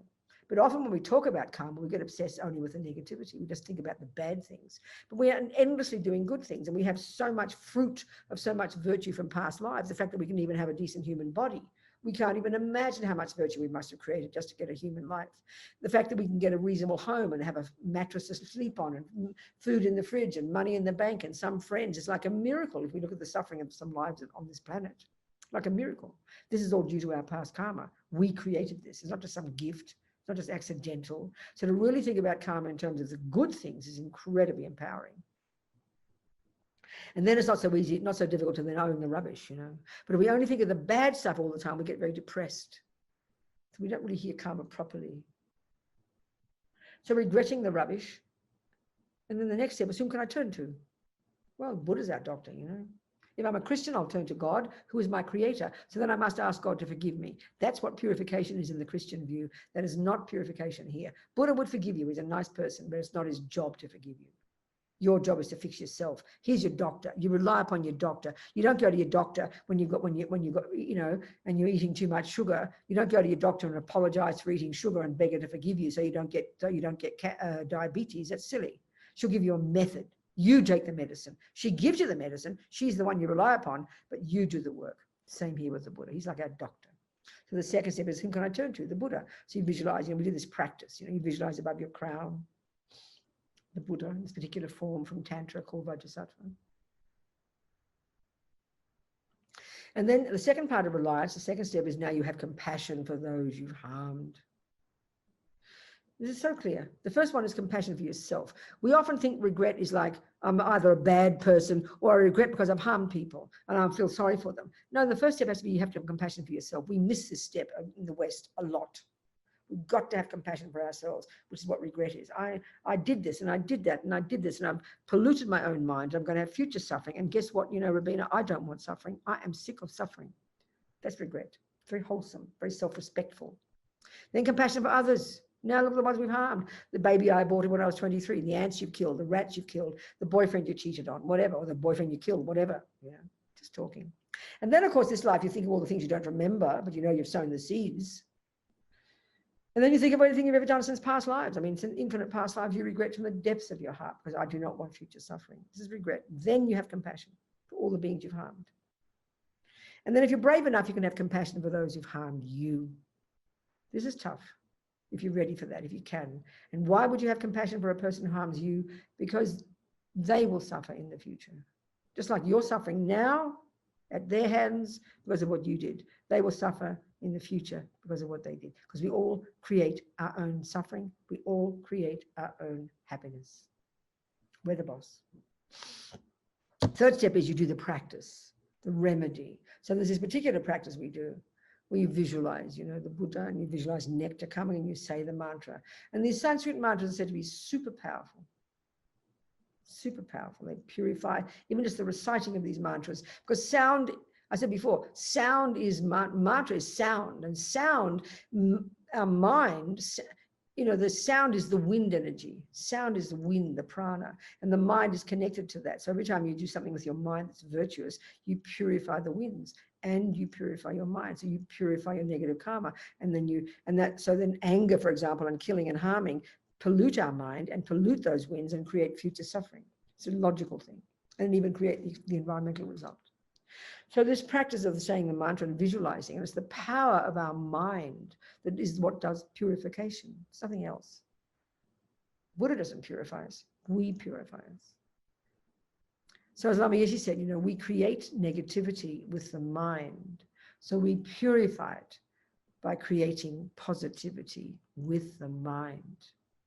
We are the ones, and the more powerful, and as Lama Yeshe says, the power of purification is the strength of our regret, the strength of our reliance, the strength of the remedy, and the strength of the fourth step, which is resolve not to do it again. It's our mind that creates us, and it's our mind that therefore can purify. So that's what we have to get confidence in, like the two Barbaras talked, you know. That's the process we've got to get confidence in. This is the essence of the Buddhist approach to life. We are in charge, but we don't think we are. That's our tragedy. We think everybody else is the blame. You know, we sit there like victims, waiting for happiness to come and hoping to avoid suffering. We've got to create it. It's a very powerful concept, I tell you. So the fourth step, so you visualize different ways you purify. And then the fourth step is you make decisions to change, you know. It's like you're playing the piano. You discover you make play a wrong note. You regret it. Oh, what a fool. I played the wrong note. I'll never play piano properly if I don't play the right note. So you regret that you played the wrong note. Then you rely upon Bach, your doctor, in this case, your musician. Then you make a vow not to do it again. There's no need to compassion in that process, but it's a natural process. But we get caught up in guilt and I'm bad and I'm hopeless and I'm no good and I'll get punished, all this neurotic stuff, which we've made up. None of it's valid, you know. So that's the purification practice, in essence, Barbara.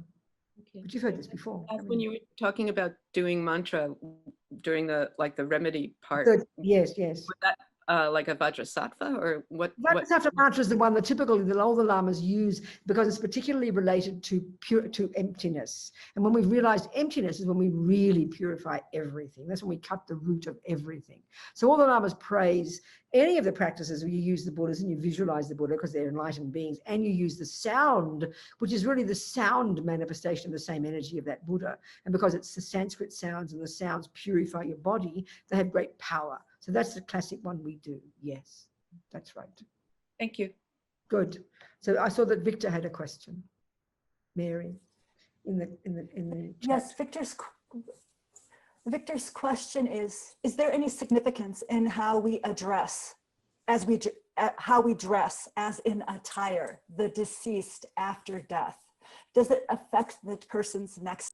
Oh, I see. I don't think, you know, the way that we talked about when I read about Lama, because he was a yogi, they dressed him up in this special kind of costume that they have in the tantric practices, and they sat him in a chair, you know. That's auspicious because he was a yogi. But to most of us, no, I've never heard any teachings like that. No, I haven't. I mean, probably if a person's a monk or a nun, they dress him in their monk or nun robes. Of course you would, you do that, you know. But I've not heard any significance apart from that, Victor. Any other questions there?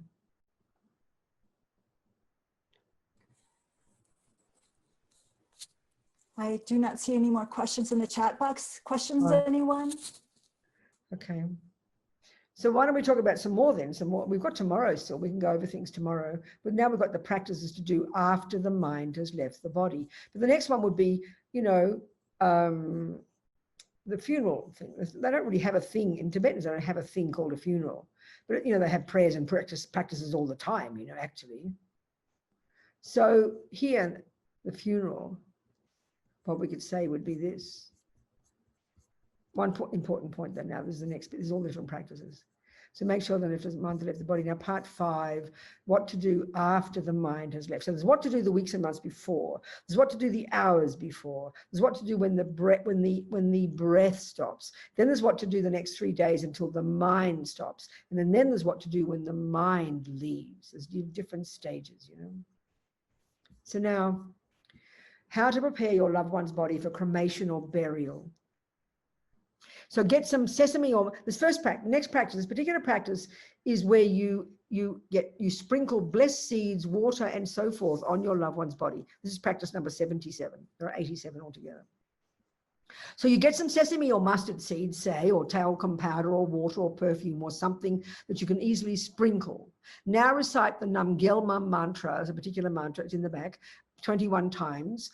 The long mantra is better, but the short mantra is okay, or any other mantra that you know, such as the Chenrezig mantra. So having blessed your breath with the recitation, you now blow on the seeds or the water or whatever, blessing them. And so now you sprinkle this over the body. This is a very typical thing they do. So usually I keep a big packet of mustard seeds or baby powder close by. Every day after I have chanted thousands of various mantras, I blow on the powder or seeds to bless them. I use them whenever I see dead insects or animals, or for people who have died. You could also do this. You could, and you could send the blessed seeds to other people for them to use when people die. So the Namgyalma mantra is especially powerful for purification of negative karma. For example, whoever is touched by the wind that has blown on mantras written on cloth or paper and placed on a mountain top will be purified of their negative karma. Circumambulating a stupa that contains the mantra purifies the karma to be reborn in the hot hells. Bless your loved one's body with mantras, another practice. This is practice 58. With written mantras, we've talked about that earlier. So if you have not already put written mantras on the body of your loved one, it's especially good to do so now. You could use the 11 mantras that I wrote out, as discussed in chapter 18, or the Namgyalma mantra, one of the best to use. You can use the small protection mantra in the liberation box. There's a thing that Rinpoche got created called the liberation box, with blessing strings in it, with a stupa, with mantras, all these little things. I think you can get it from FPMT, and it's in the book, and the website is there. So if you like, You could use any of the 5 great mantras, another group of mantras, or the 10 powerful mantras. You can put the sheets of mantras on any part of the body so that the words are touching the skin, or you can rub the body with them. You can also put rolls of the mantras on the body, on the head, for example, or you could wrap mantras around the body, the chest, for example, as Kirti Senchab Rinpoche explained that they do in Amdo in Tibet. They use the Mitugpa mantras. So this is the kind of clothing, Victor, not your regular clothes, but you can have wrapped in mantras. That's the best clothing to have. You should leave the mantras there when the body is buried or cremated. This helps purify negative karma and cause a good rebirth. You can do this for animals as well. So then you retain the ashes, the hair. So this is a crucial point. Make sure you keep some hair or nails if the body will be buried, and ashes if it will be cremated, to be blessed later in a Jangwa ceremony, which is another practice, which we'll talk about now, and then included in holy objects, which is another practice. So we'll discuss those. So the funeral service, I mean, you could, you know, you just sort of, you can invite a lama or a monk or a nun to lead the ceremony. Use any of the practices recommended in the book, you know, to do during the 49 days after the death of your loved one, or you could select verses from these various practices. So why you do practices now for the next 49 days, because that's traditionally the amount of time that a mind can be in the intermediate state. It might be less, but it usually isn't more. So it's a tradition, you know, where you do these practices every day for 49 days, or occasionally, or once a week, or whatever. But the funeral, you use any of those practices, which are recommended later in the next part of the book.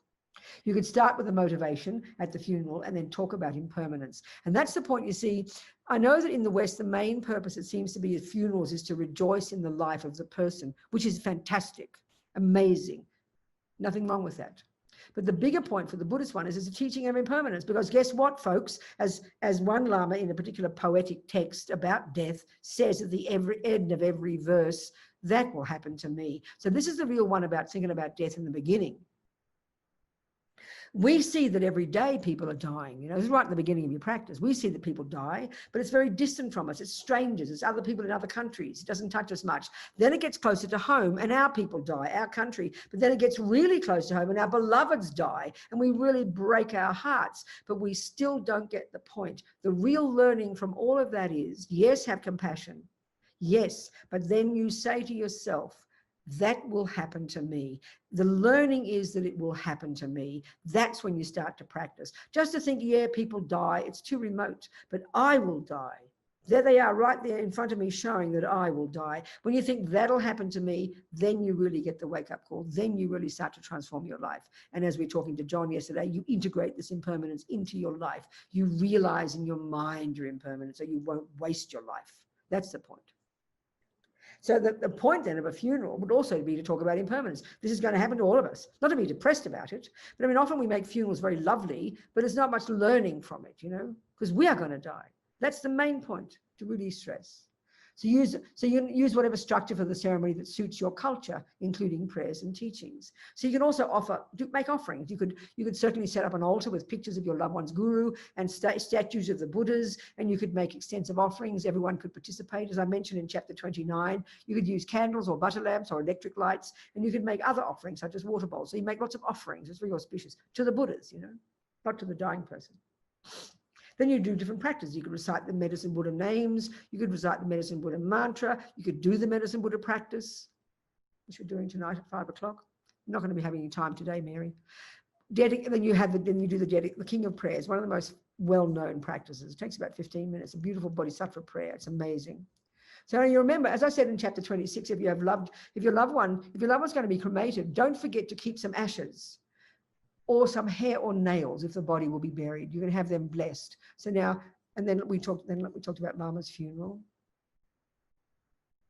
So this is what we did. We kept some. This is what we did when we had with all of Lama Yeshe's relics after the fire puja at Vajrapani Institute in California. I first took them to Switzerland, the ashes and the remains of his bones, because he was cremated, and asked Song Rinpoche to bless them with Jangwa ceremony. Although, of course, as I mentioned before, owing to his realizations, Lama didn't need this. The relics were divided up and given to the centers around the world. The ashes were offered to the students because they're now considered blessed. They're actually considered relics, you know.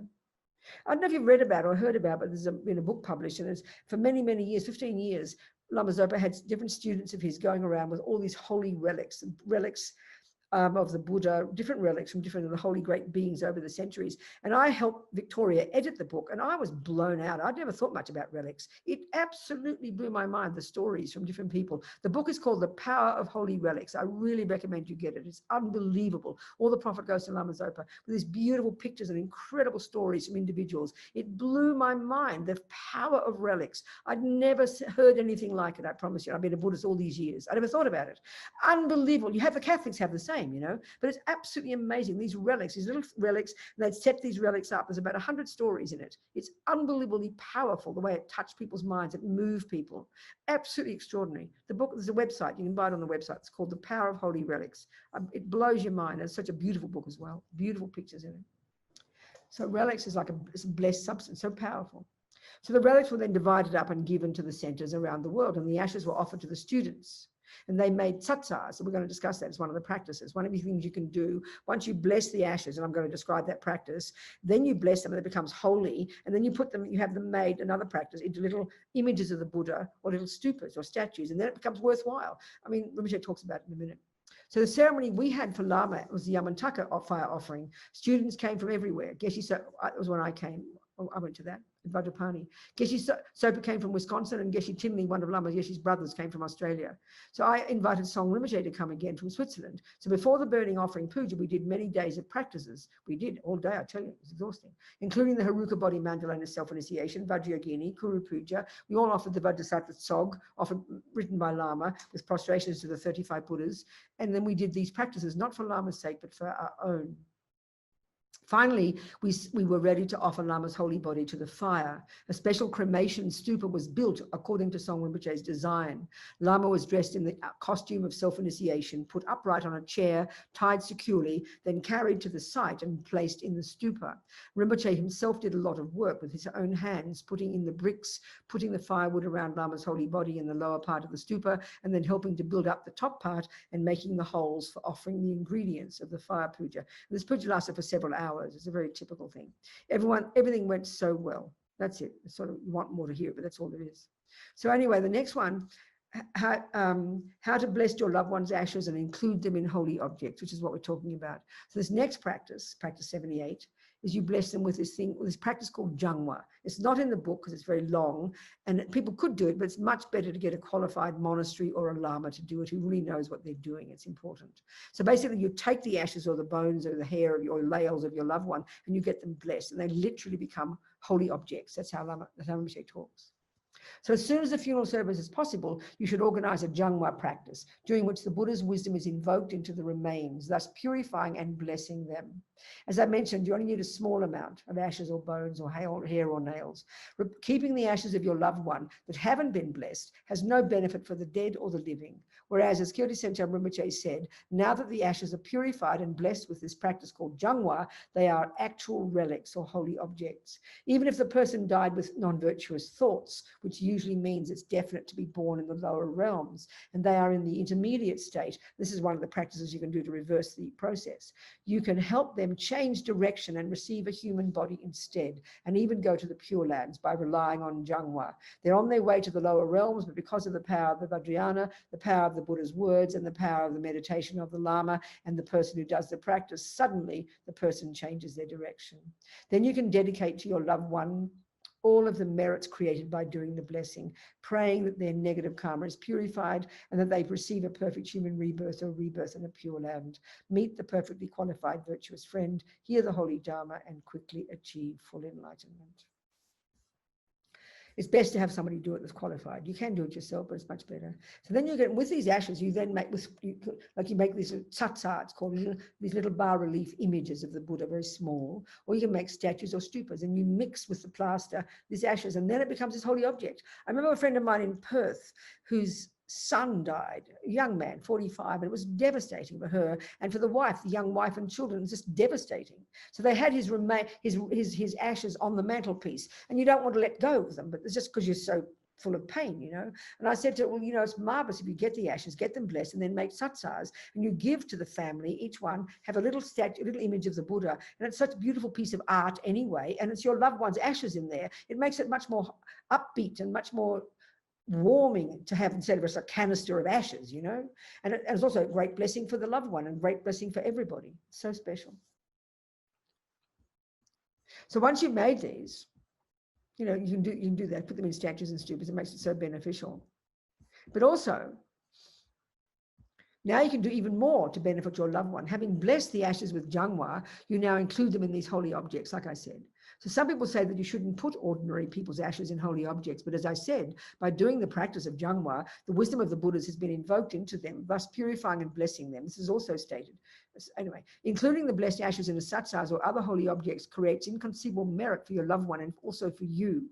Typically, people offer flowers or lights to a loved one at the cemetery, but this doesn't accumulate any merit. It's not even a virtuous action. But now, because you are offering to a holy object, you create huge amounts of merit. You can decide which Buddha to use, you know, different ones, you know. You can make them yourself, or you have different monasteries make these, and this is in the back of the book as well. Or you can also just get these ashes and throw them into water or throw them into the wind. So whoever's touched by them gets blessings. That's how they say. So now practices to do during the 49 days after the mind has left the body. So we can do this is all just all the practices that are in the book already, but we can go through that and we can discuss that more tomorrow. It's now time to go, I think. So any more questions, people? Nothing more before we finish? Before I run out of a voice? I used to be a soprano. Now I'm more like a bass baritone. I'm more like James now. James is a bass baritone. Where's James? He's still there? Now I'm more like a bass baritone now, James. I used to have a really high voice. I used to try and sing like, you know, I had a really high voice when my mother was training me. I was telling James when I met him. He's a bass baritone. Well, it's normal for Yeah, he's a women's bass baritone. voices What, honey? to lower. Women's voices generally lower as they mature. But yours don't do that. Yours is getting deeper. That's true, isn't it? We do. We get more like boys as we get older. We get whiskers and everything. It's really true. It's very funny, isn't it? But boys' voices are like girls before they break their voice. It's fascinating, isn't it? Well, maybe Mary, you got to train James to be our umze. The word umze is the chant leader, James. Maybe you should learn all the prayers. You can be our bass baritone umze. I would love Yes. that.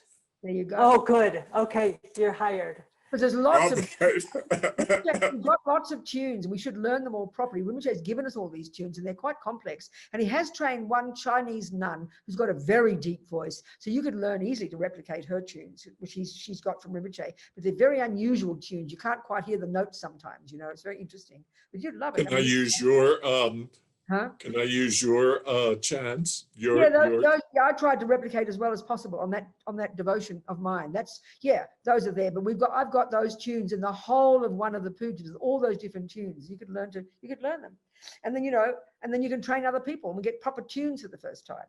You could even, I mean, one of my lovely friends in England, who's a singer and he used to conduct a choir. What he did was he actually notated. He put them all into, because they don't have written music in Tibet, so the tunes get lost. It's all just oral lineage, you know. But he's written many of them down, so maybe you can even notate them if you can. We'll see. Oh, okay. Yeah, I will do that. That's right. There you go. Got a job for All James. right, we're in business. Department. I mean, using the skill. We've got to use what skills we've got before we die, James, don't we?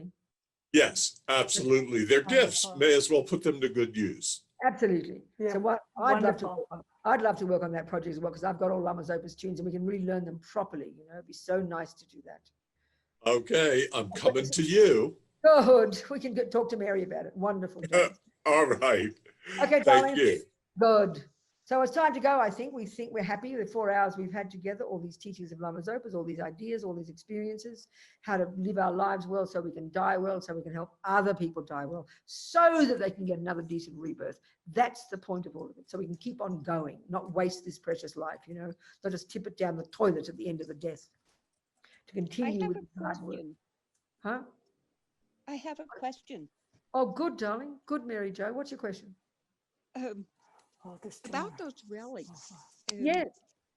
I know I have seen relics of very important, Buddhas and teachers. Uh-huh. They look like pearls and things. That's right. But, Exactly, Mary Jo.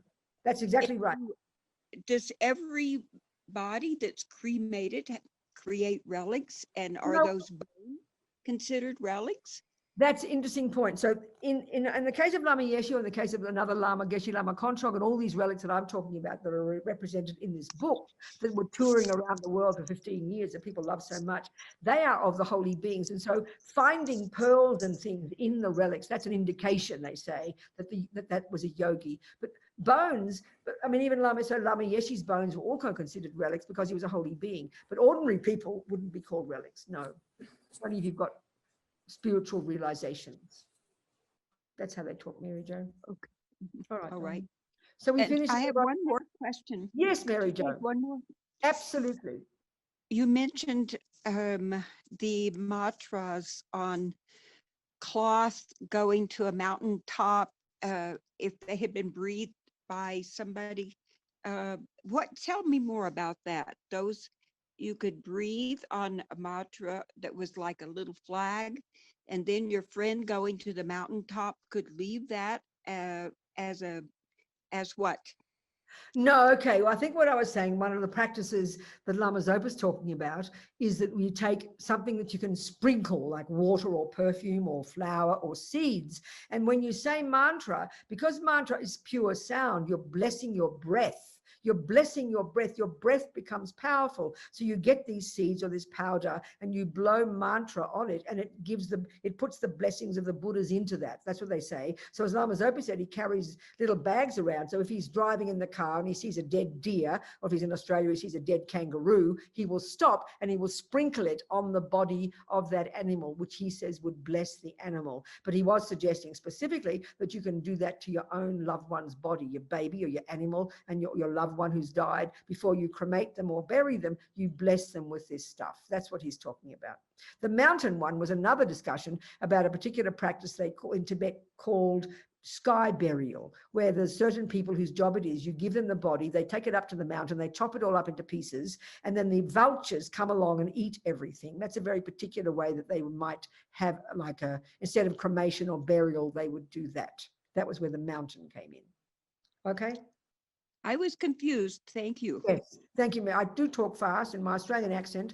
I'm sure it's not easy, Mary Jo. Where do you live, Mary Jo? I live Where do you live, Mary Jo? in northeastern New Mexico. I Oh, live in okay, more. good. Okay, good. So you're not far from where I am. Yes, that's right. I'm not Okay. far. Good, very good, Mary Jo. We meet one day, I hope. Yes. Oh, I have met you. Oh, I And bet you have. I love the idea of that beautiful voice doing the chants. Yes. That is wonderful. Isn't that a good idea? Yes. Yes. Let's do it, James. Okay. Thank you, Mary Jo. Are we done, Yes. folks? Venerable Robina, we have a couple questions related to ashes. Okay, go on. One from Victoria, who Yeah. thanks you very much for the teachings. She has Yes. ashes of her father who died years ago. Is it Yeah. good to have his ashes Yes, blessed, Vicky, get even them though blessed it was some time done ago? right immediately, Vicky. Don't waste your time, baby. And then make tsatsars. And your darling daddy, wherever he is, he'll get the blessing. Quick as possible. Yes.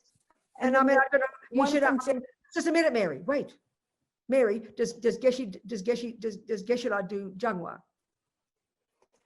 Geshe-la does bless ashes.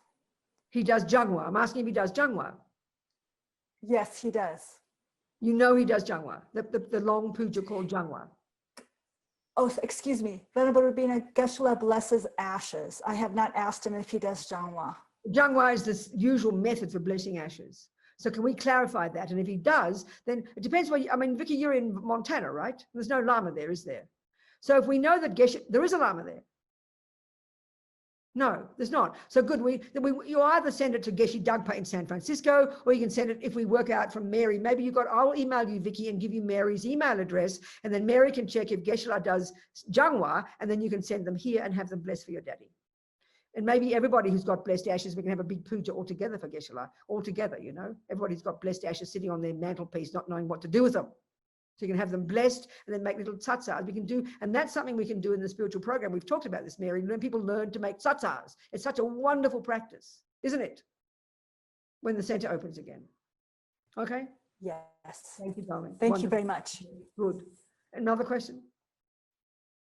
Jane Hirata also asked about ashes for her pets, at Same home. thing, same thing. The pets especially, get them blessed immediately. So let's gather all this. Let's talk to Mary, email Mary. We'll work with Geshe-la, see if he does Jangwa, and we can get all our collective ashes blessed. And then we can make satsas. How wonderful. Okay? Okay, people? Time to go, Mary? Mary, shall we go Yes, now? thank you very much. Thank you very, very much.